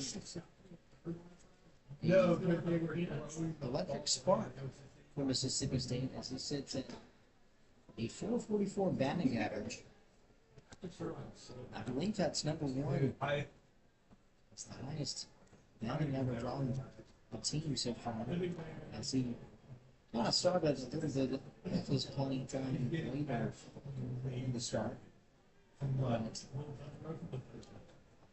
stands at 434, just ahead of Bill Sutton. The first pitch to fly is a breaking ball at the knees to strike one. Falls and one strike. One out away and down at first. You want to pitch a check swing. Third base umpire says that Fry went around, so Miles Thomas ahead in the count. And this is what you like to see if you're Jackson State. Getting ahead of the count is so important when you're playing a team like State, and they've struggled doing that all game long. No balls and 2 strikes. And a pop-up into shallow left field. And back and grab. And he's able to find him in the blinding lights. We're out number 2. So 2 outs away. Aaron Downs at first. Aaron tries to pass down to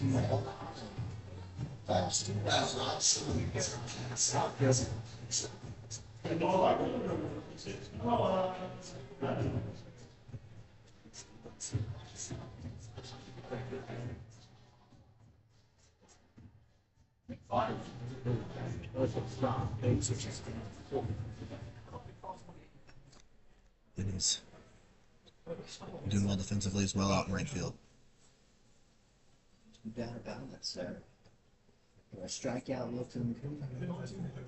Hernandez down first pitch. Janelle Stevens is a good one. That's a minute for a base pitch. The left hand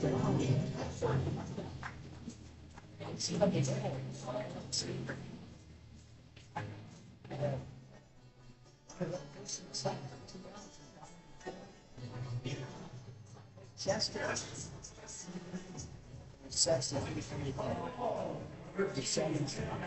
At second base. Chester, the right-handed hitting senior, still looking to find his first hit.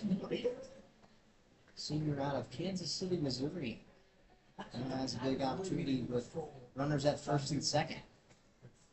First pitch to Chester is changed up outside.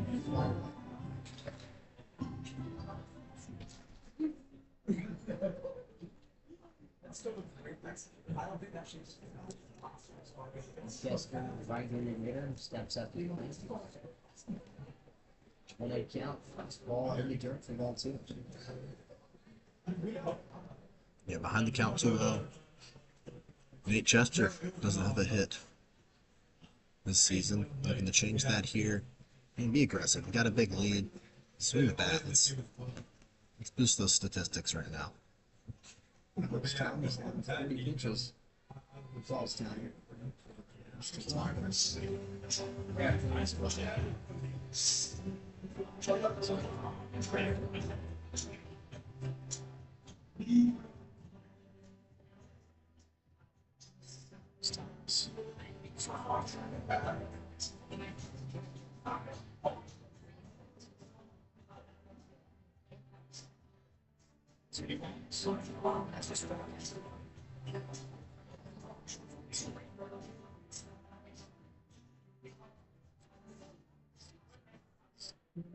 The 2/3 innings pitched.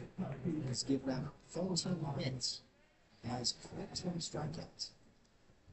Trying to get out of the bottom of the 5th here with 2 runners on and 2 outs. 2-0 pitch to Nate Chester is slider in the dirt. Thomas. In the stand.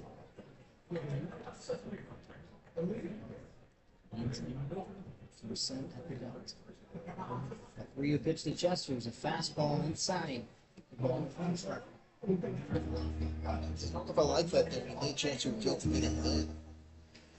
Kind of 3-0 count. You always gonna try and throw your strike. Just swing it one, man. Let it rip. See what you can do here. We're not going to lose this game. The 3-1 pitch is a off speed outside. And so Chester is taking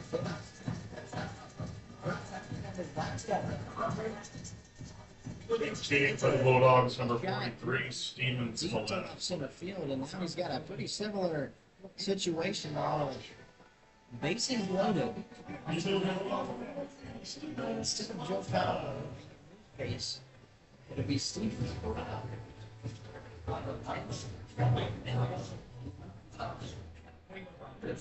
Left-handed sophomore. He's got 2 hits on his 4 at-bats with a batting average of .500. Now this first pitch is breaking ball in the outer half for strike 1. Yeah, good first pitch there. High part of the zone, but snuck in there for strike 1. Get ahead of the count early. 6 foot 185. Pinch hitter. Spalletta. Year 1 pitch. Second sign for big run. 1 ball and 1 strike. 2 outs away, bases loaded. Aaron Downs started it off with a walk as he sits 90 feet away. The 1-1 pitch was fastball outside. Ball 2.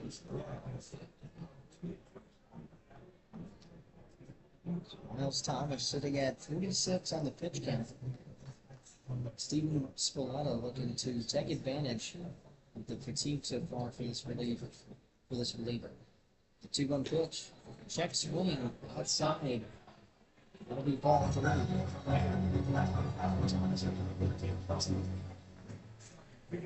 Walking here is a no-go. You bring it around for free, and the base is still loaded. But it's tough because you're down 3-0 at this, or 3-1 at this point, so you've got to be careful. 3-1 pitch to Spalletta. All speed outside. Wake up. Great comeback pitch here to get the count full. Now, if you're Spalletta here, you've just got to make sure you stay alive in this count. Try and get a walk, or even try and get a base hit and bring in 1 or 2. The off pitch is fastball outside and now walking around.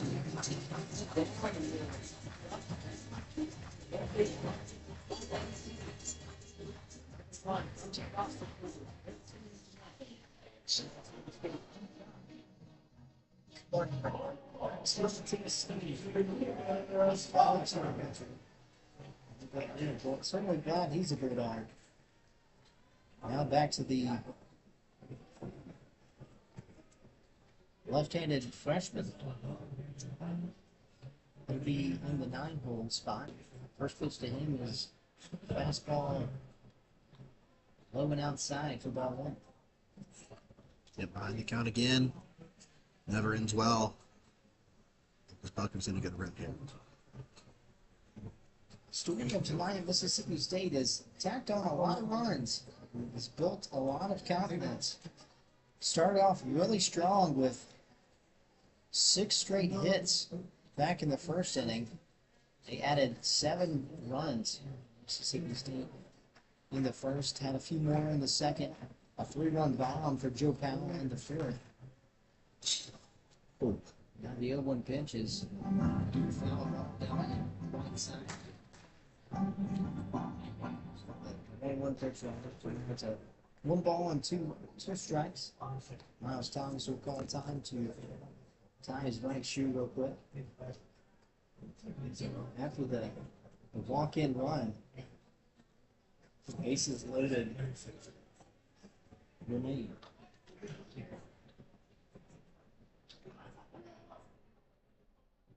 So it'll be Steven Spalletta at first base, Nate Chester at second, and Inland Stevens sits at third.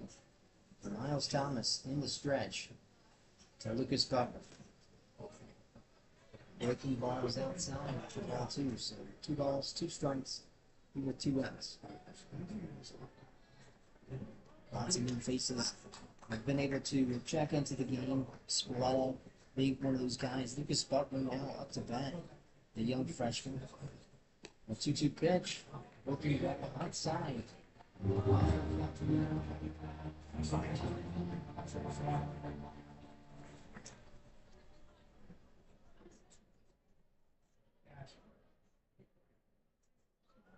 Lindrum gets the sign. I'm set at the chest, but bases loaded in 2 outs. The payoff pitch and a swing and a miss. And a strike 3. Lucas Buckner goes down.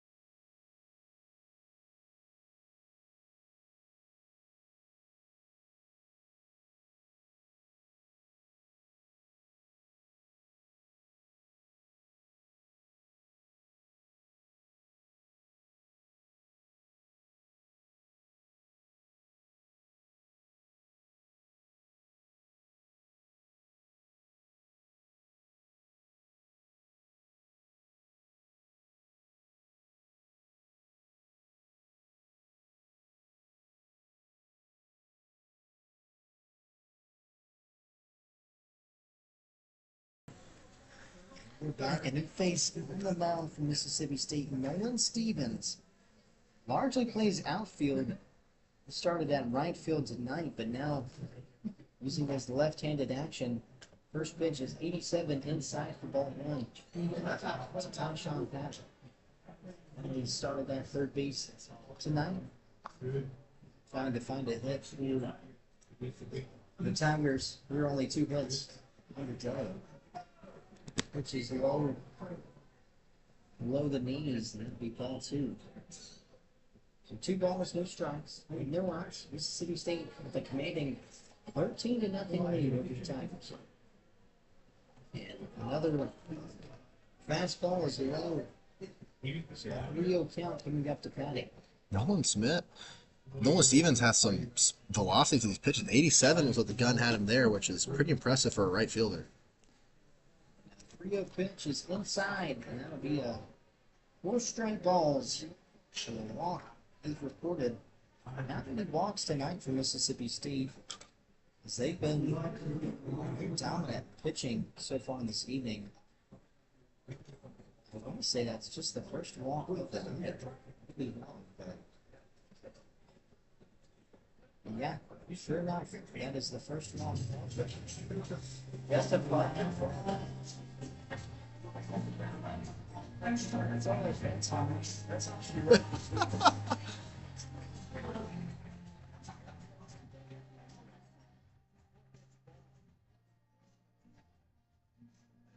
On to pitch for the Bulldogs, number 19, Robert Thornberry.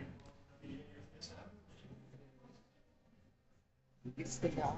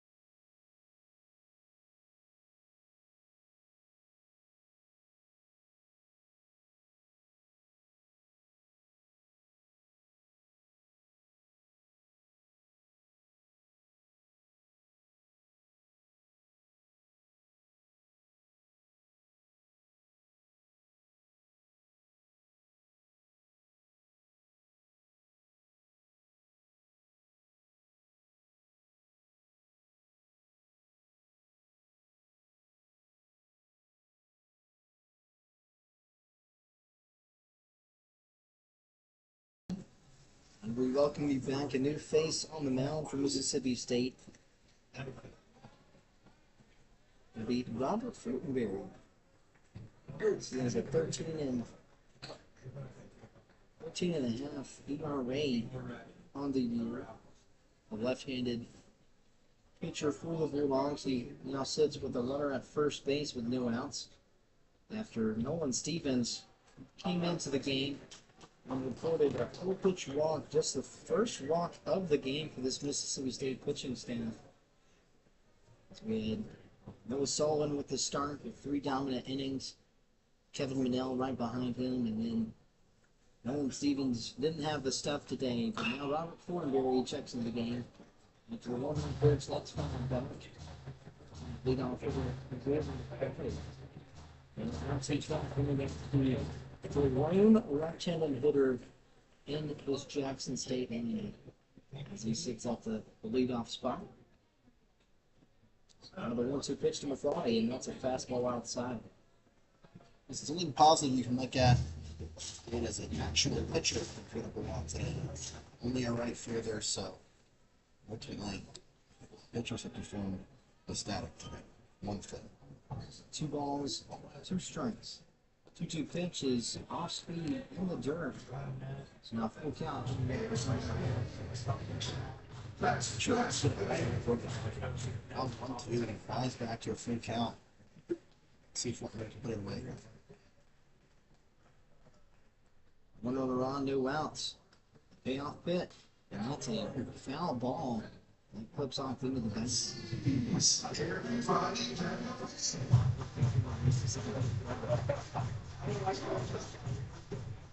State leads 13-0 in the top of the 6th. Robert Henry looks to close it down in his last few innings for the Bulldogs. We got the 10th over at first base.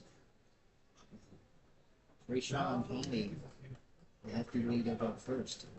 A lot of the times, this is when people turn off the TV and stop watching the game, but this is important to see it. You got all young guys subbed in your state. Develop them in his next couple innings. This is big time stuff for the state. Ground ball roller over to first, gloved.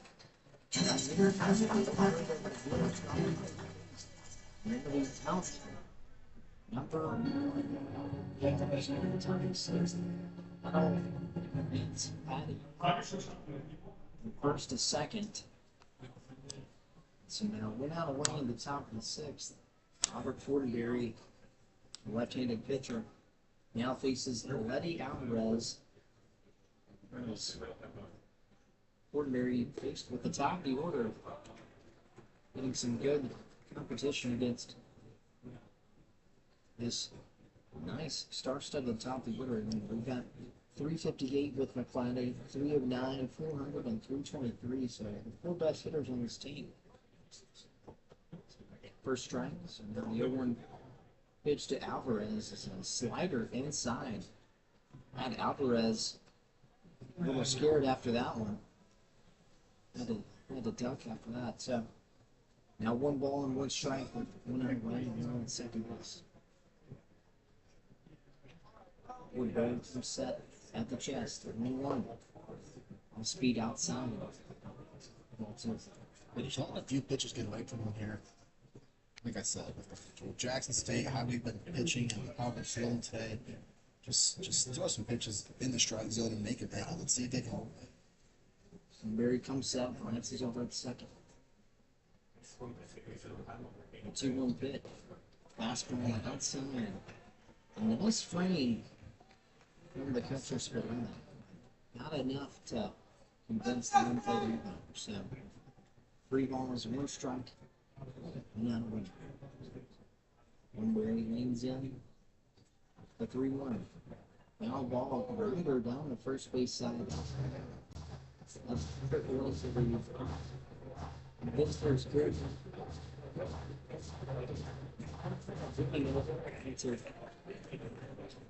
Shooting child between the fans, looking to enjoy the night on America's greatest pastime.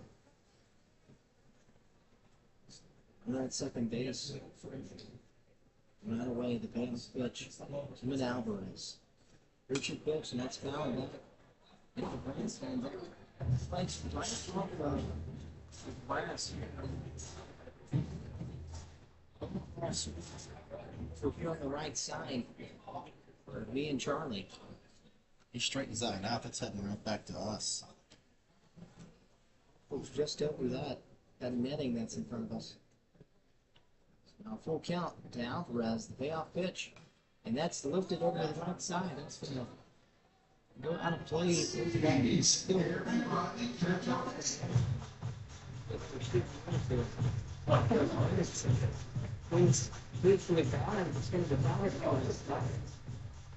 He just went full-blown airborne Pete Rose style dive for that ball, and I don't think he got a great effort over there. Trayshawn Patty sits at second. The payoff pitch to Alvarez, and that's belted into center. And that'll get down just in front of Michael O'Brien. So now just the 3rd base hit of the night for Jackson State, and runners at the corner and 1 out. Robert Fortenberry looking to get out of this 6th inning. Yeah, that was a really, really good at-bat there from Alvarez. He battled, foul tipped off, I think, 3 or 4 balls, and finally gets right up the middle. Now you got guys in the corners, one out. Essentially a chance to get a run on the board and chip away at this lead and potentially drag this game out a little further. So after a rocket up the middle from Alvarez, runners at first and third, then out of Wade.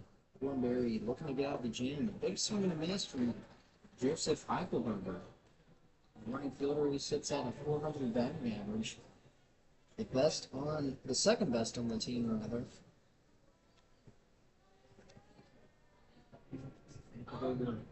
Tough plays over the right field. The open pitch is off speed against south. That's that. Eichelberger said the toughest day out there had been running all over the pitch. Right field has had a ton of activity from these state batters, and he's gonna need an ice bath after this one. One ball, one strike. Moves up first and third, and it's a ground ball. Rocket up the middle. Hooked off at the glove of Flucker. That gets into center field, and a run comes across for Jackson State. The first run of the game. Trayshawn Patton scores. Mississippi State still leads 13-1. Jackson State.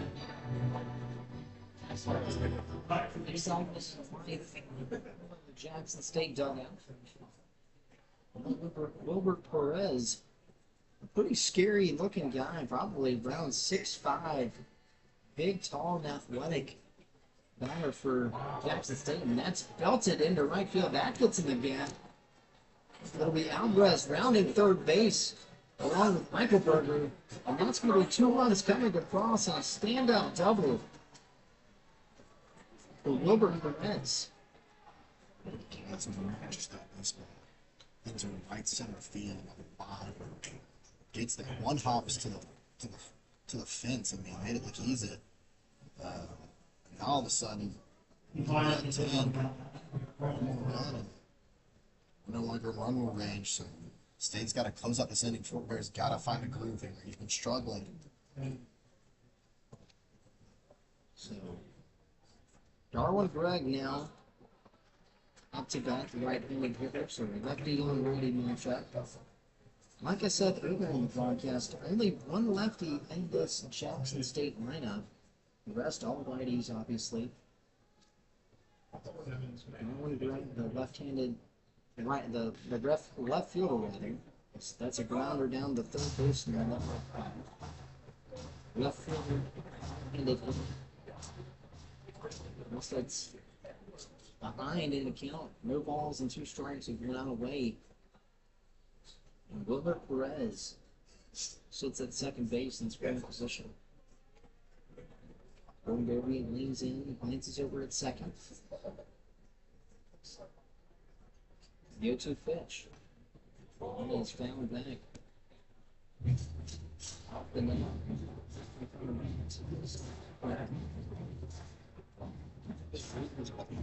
A lot better. Very few swing and misses that we've seen so far. That was what we were seeing a lot of earlier in the game. So no balls, 2 strikes, 1 out second, 1 out away. Thornberry, the 0-2 pitch, high fastball, upstairs.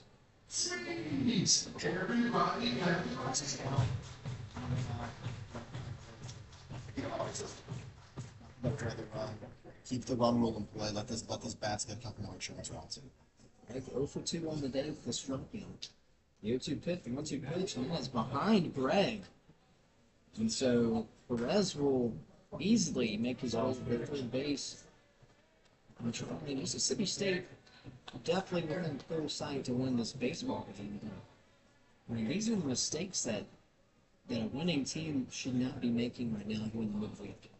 Yeah, I think Fortenberry has struggled from the beginning of the season, and I just don't think he has a lot of confidence right now. And this won't help either. And so I'm assuming there's going to be a bullpen call here shortly. I can see some of them back there. Check swing with a 2-2.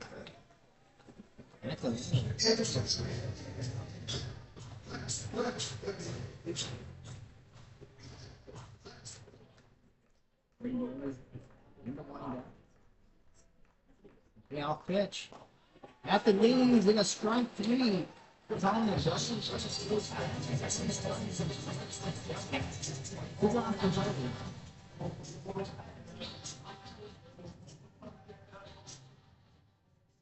And stop the bleeding. Jackson State making this a 9-run game.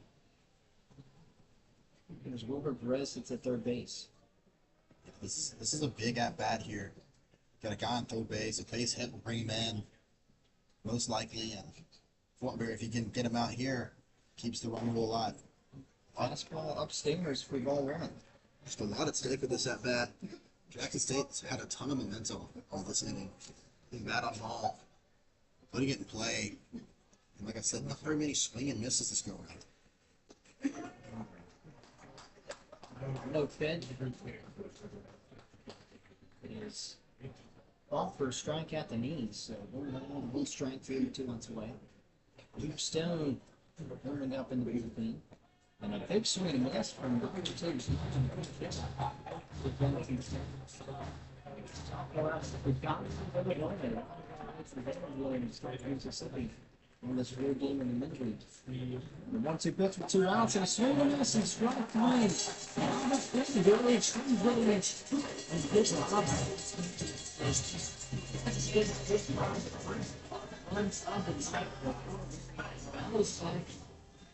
It's a strikeout. It's we have the bottom of the 6th inning. Stephen is 6 outs away from getting done in the 6th inning.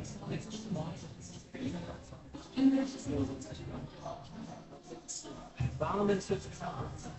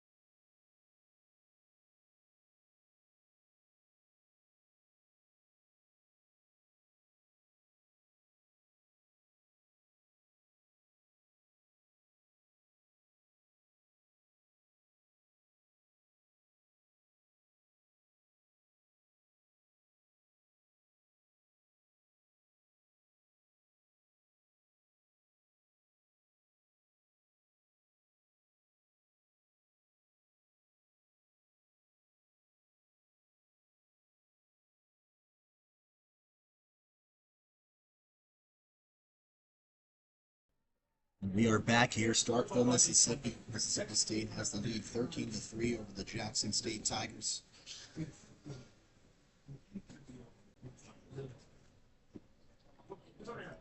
First pitch ball, runner count here for the Bulldogs.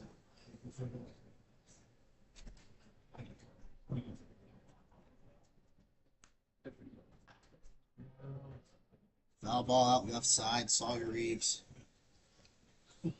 1-2 count.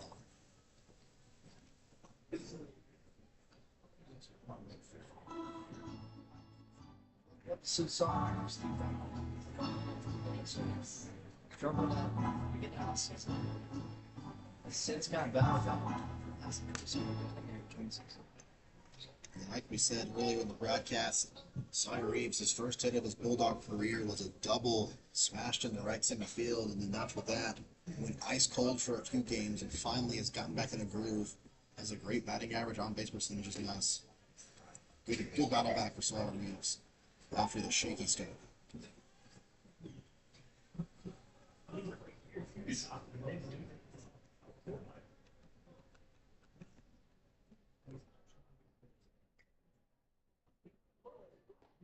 Two one pitch to Sawyer Reed, off speed. 2 balls and 2 strikes now. They're out through the bottom of the 6th inning. Mississippi State leads by 10 runs. Jackson State. So we still have Miles Thomas in the game, 1 2/3 innings, off speed, and that's belted right side out of play, just above the right field.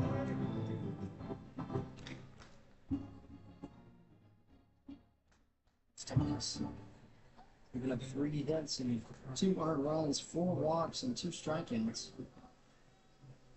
Along with that, a home run being one of those hits. So Thomas leans in, 2-2 pitches. Speedy.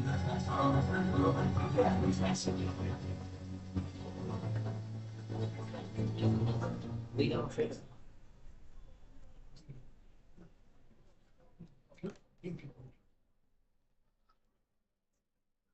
Leading off pitch, fastball inside for ball 4. And Reeves will take his base. Great hustle from the side right after that. That's the part of the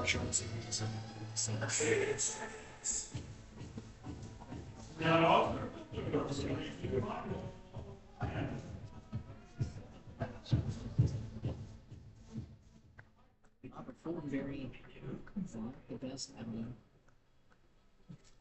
Certainly not the best with the likes of Noah Sullivan and Kevin Manell and their phenomenal outings earlier. Brokers, we have different staff. Steve, not to be confused with Stone Simmons, the other pitcher with Stone in the name. Now, Sire Reeves, the leadoff hitter, sits at first base. Look off attempt now. Michael O'Brien, the center fielder who substituted for Bryce Chance, who started there at the beginning of the day. Fastball gets away from Miles Thomas. And that's the ball 1. So 1 ball, 1 strike, and no outs in the bottom of the 6th. Mississippi State 13 runs on 11 hits. Jackson State tacked on their first runs of the night last inning to Robert Fortenberry. Curveball gets away from Thomas. There were 2 balls on 1 strike. These are new ones. Actually, Ryan had a great at bat right now. There he just 2 of those pitches were wild, never in the zone. He had a 2-1 count here. You can sweep second. Over the heart of the plate. Miles Thomas gets set the 2-1. Fastball gets away from him.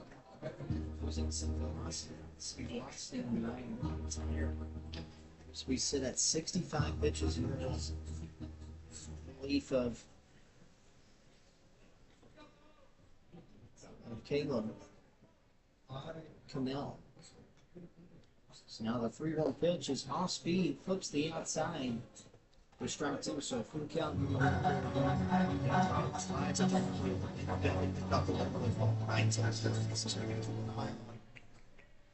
Any balls hit out to left field, we're going to travel a little bit further.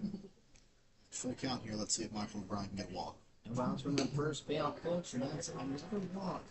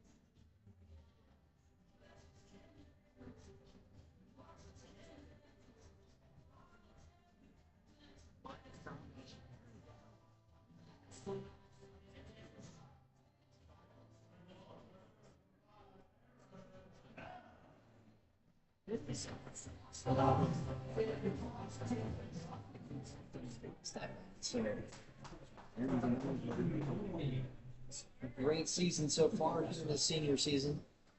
senior from Iowa. Has been a spark in this lineup. Next first pitch fastball on the outside corner for strike one. And there's that first and second. It'll be Michael O'Brien at first, Sawyer Reeves at second base with a nice lead. It's double play depth for the Tigers. The 0-1 pitch is breaking ball. The outer hand about the knees for ball one. Set here in the bottom of the sixth inning, Mississippi State lost a little bit of that passing that they had. Now still has a 10-run lead, so a solid outing into the top of the seventh. As that 2-1 pitch gets away from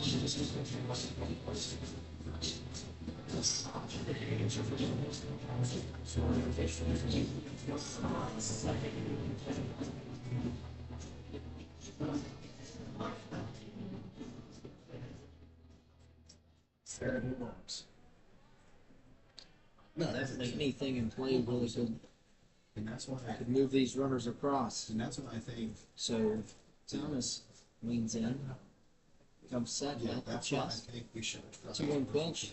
It's off speed, flips the outside corner for strike two. Where are you? So 2 balls and 2 strikes with no outs. Aaron Downs with a wide stance. Picks a few wags. Major wants to be like. Miles Thomas goes set at the chest. The 2-2 pitch, off speed, and Aaron Downs goes down on strikes. A rare strikeout for Aaron Downs in this situation, but strikes three nonetheless in the first out here in the bottom of the sixth inning. Tremendous Delta season.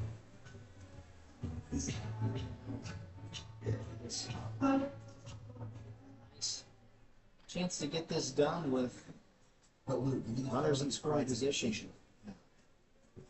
Miles Thomas leans in, comes set. First pitch is fastball, gets away from him. A two-seam fastball, just a little bit of run that is upstairs for ball one.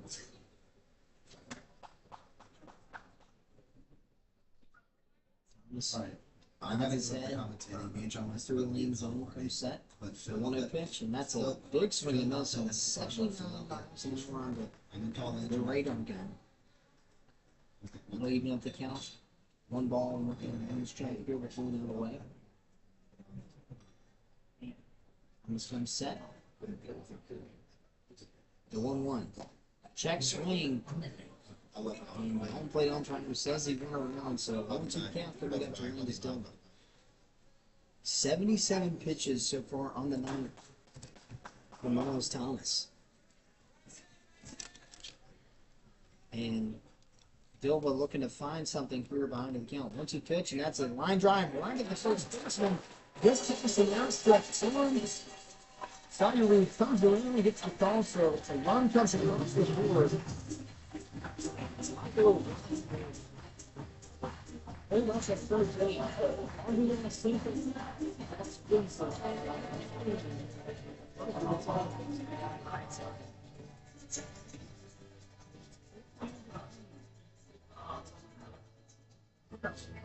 Place ball there.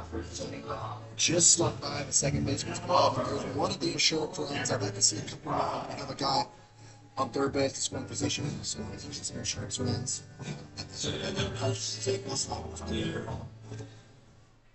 Mississippi State leads by 11 runs, 14 runs on 12 hits, a dominating night for the Bulldogs. As Dilba finally records his first hit of the season as he gets through the right side. RBI and a base hit. He'll kill 2 birds in 1 stone. Now Garrett Fry up to bat, takes the first pitch for a ball. Here with 1 out away and a runner at first base and third base.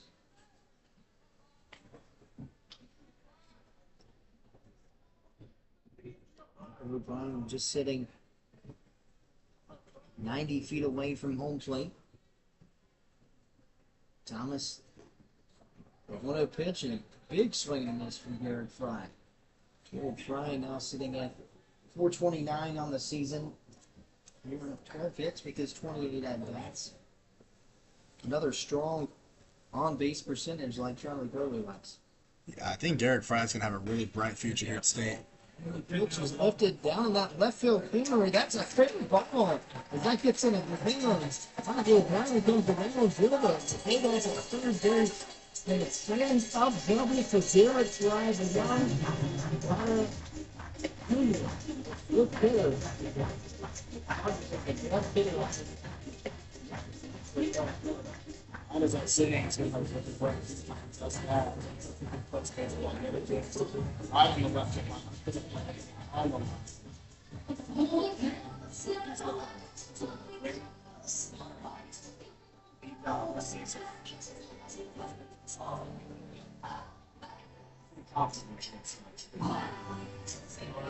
the Tigers on 33. They're talking about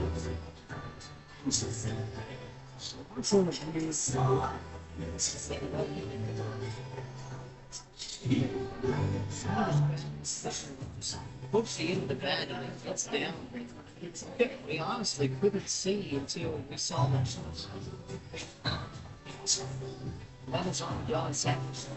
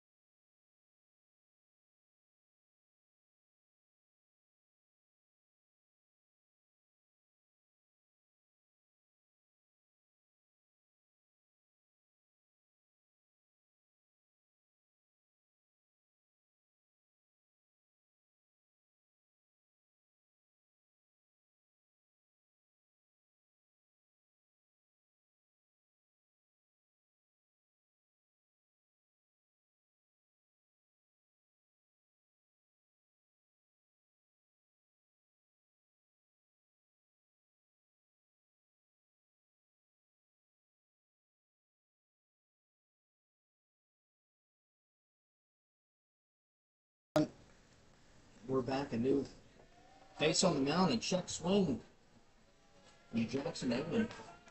First pitch from Corey Richardson, freshman out of Birmingham, Alabama. Left-handed pitcher, big, tall, and wide. Takes the off-speed pitch in the dirt of Jackson Owen. Jackson Owen yet to record a hit in his Mississippi State junior season. But hey, you can change that right here. Bring in 1 or 2 more insurance runs and keep going. Off-speed and that ball was in the air for forever. 70 miles an hour.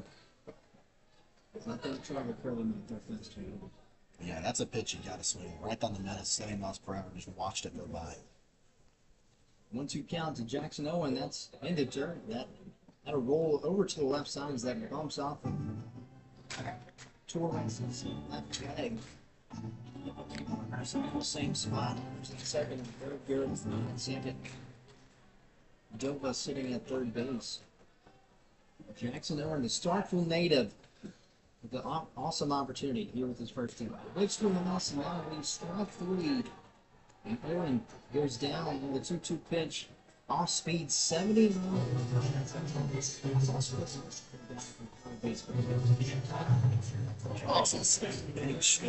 I got. I'm trying to think. I don't know if he's an actual pitcher. If they just put him in. I'm not exactly sure because they just acted like they won the Super Bowl after that strikeout.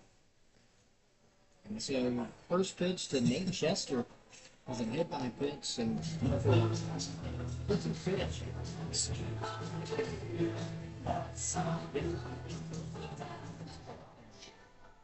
Fastball right to the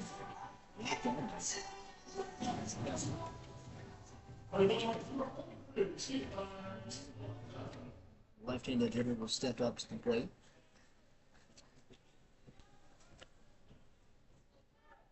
So Corey Richardson now with an inning and a third, only one strikeout and a hit by pitch.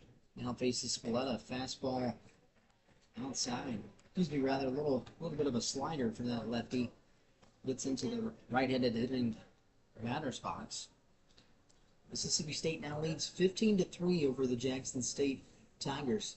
Now with bases loaded and 2 outs, and a wild pitch gets away from Torres, and another one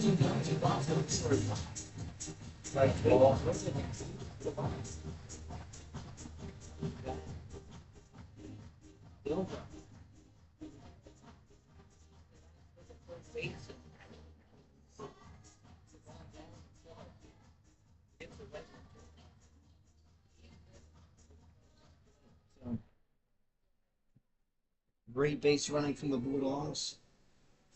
Now leads 16-3 and a hard-hit ground ball down the first baseline. nice snag for the bullpen catcher over for Jackson. And that one over to the Mississippi State Diamond Girls. So now Richardson in the windup. Another curveball in at 70 miles an hour. And even up 2 balls and 2 strikes here with 2 outs. Runners at second and third. Chester at second, Fry at third. A foul ball from Spalletta. Hanging in there, 2-2 count. Hey, if I'm Spalletta here, I'm just sitting on that 70-mile-per-hour curveball. It's been right over the heart of the plate every single time. It could take a yard. Now 2-2 pitch to Spalletta, and that's in the dirt.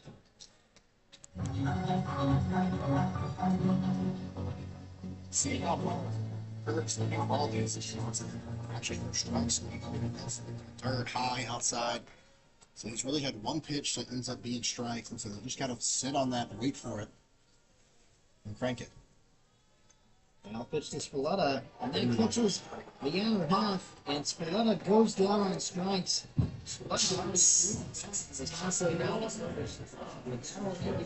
He runs come across 2 hits, 4 errors, 2 runners. Now it takes to the top of the 7th, and Mississippi State 3 outs away from shutting this game down against Central Texas.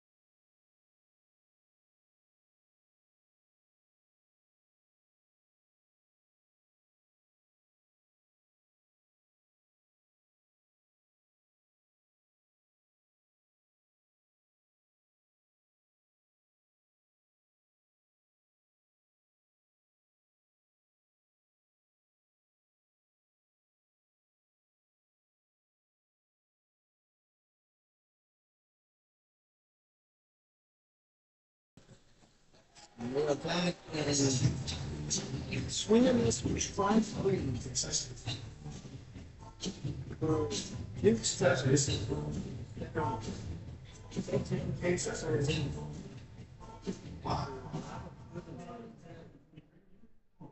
Goes in for an inning, gives up 3 runs. So now, Hedrick Torres, the catcher, now up to bat. And his first pitch is a belted in the gap to the left field. No round first base.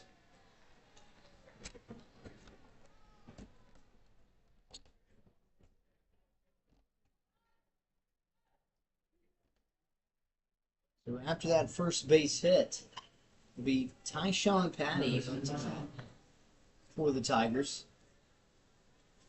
Duke Stone gives up a base hit after a strikeout from the first pitch over to Torres.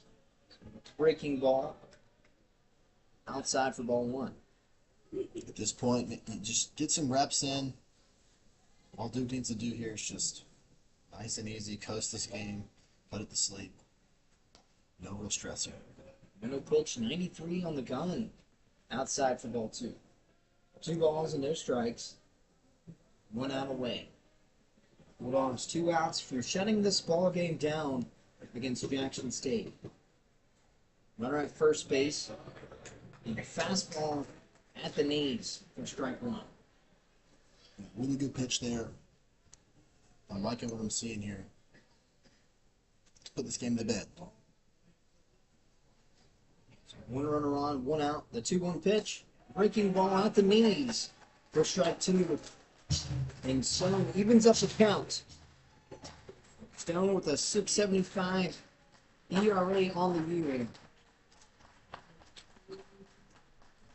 They've given up 3 hits this season. 2-2 pitch, a check swing, and a strike 3. So 2 strikeouts for Duke Stone.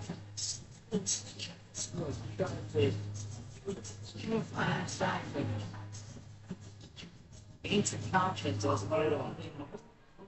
Lots of pressure put on these pitchers, but to get some confidence early here in this young career for Duke Stone is huge in games like this. Yeah, absolutely. And this is a great start here, and it's a chance to finish it up right here. And like you said, get some confidence. Back to the top of the order, Jordan McClatney fouls back the first pitch over to the left side in front of the Mississippi State dugout netting. Now runner at first base with 2 outs. The 0-1 pitch. The impact of that one. So 0-2 counts. Jordan McClatney in 1 strike to play.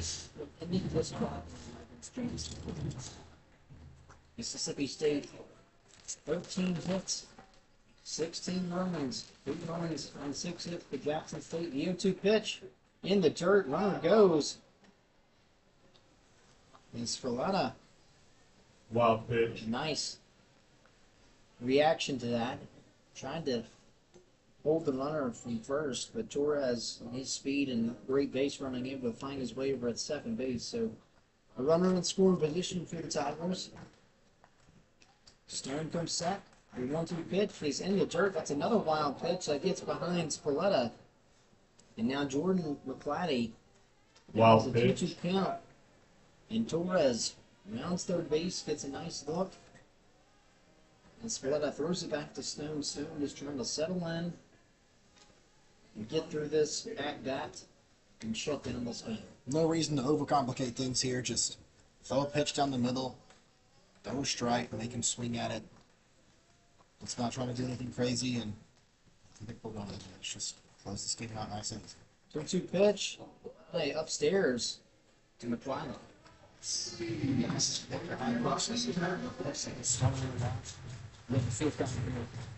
Fastball in the middle. Let's see what we can do there. Runner on third base, a full count for Jordan McClatney for center field.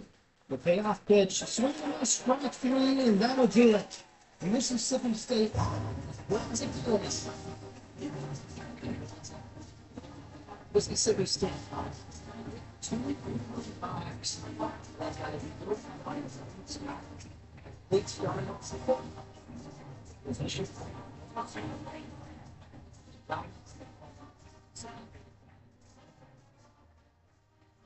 Dominant performance there. The bats were hot right out the gate. Single home run to start the game off, and after that, stop after that. Bats were hot. Pitching was great. We had a couple of rough passes in pitching for us. Other than that, I mean, Noel Stevens had one at bat. He walked over. Other than that, dominant performance. Space was brilliant. Always here with a Senior Center, Oklahoma, coming up.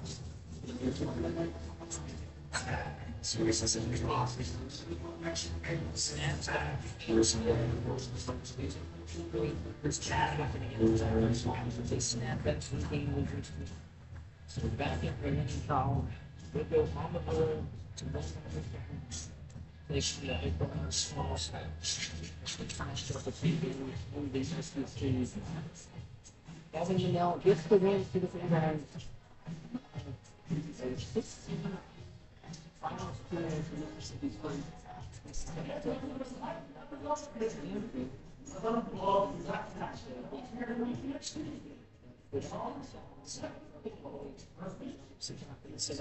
So long.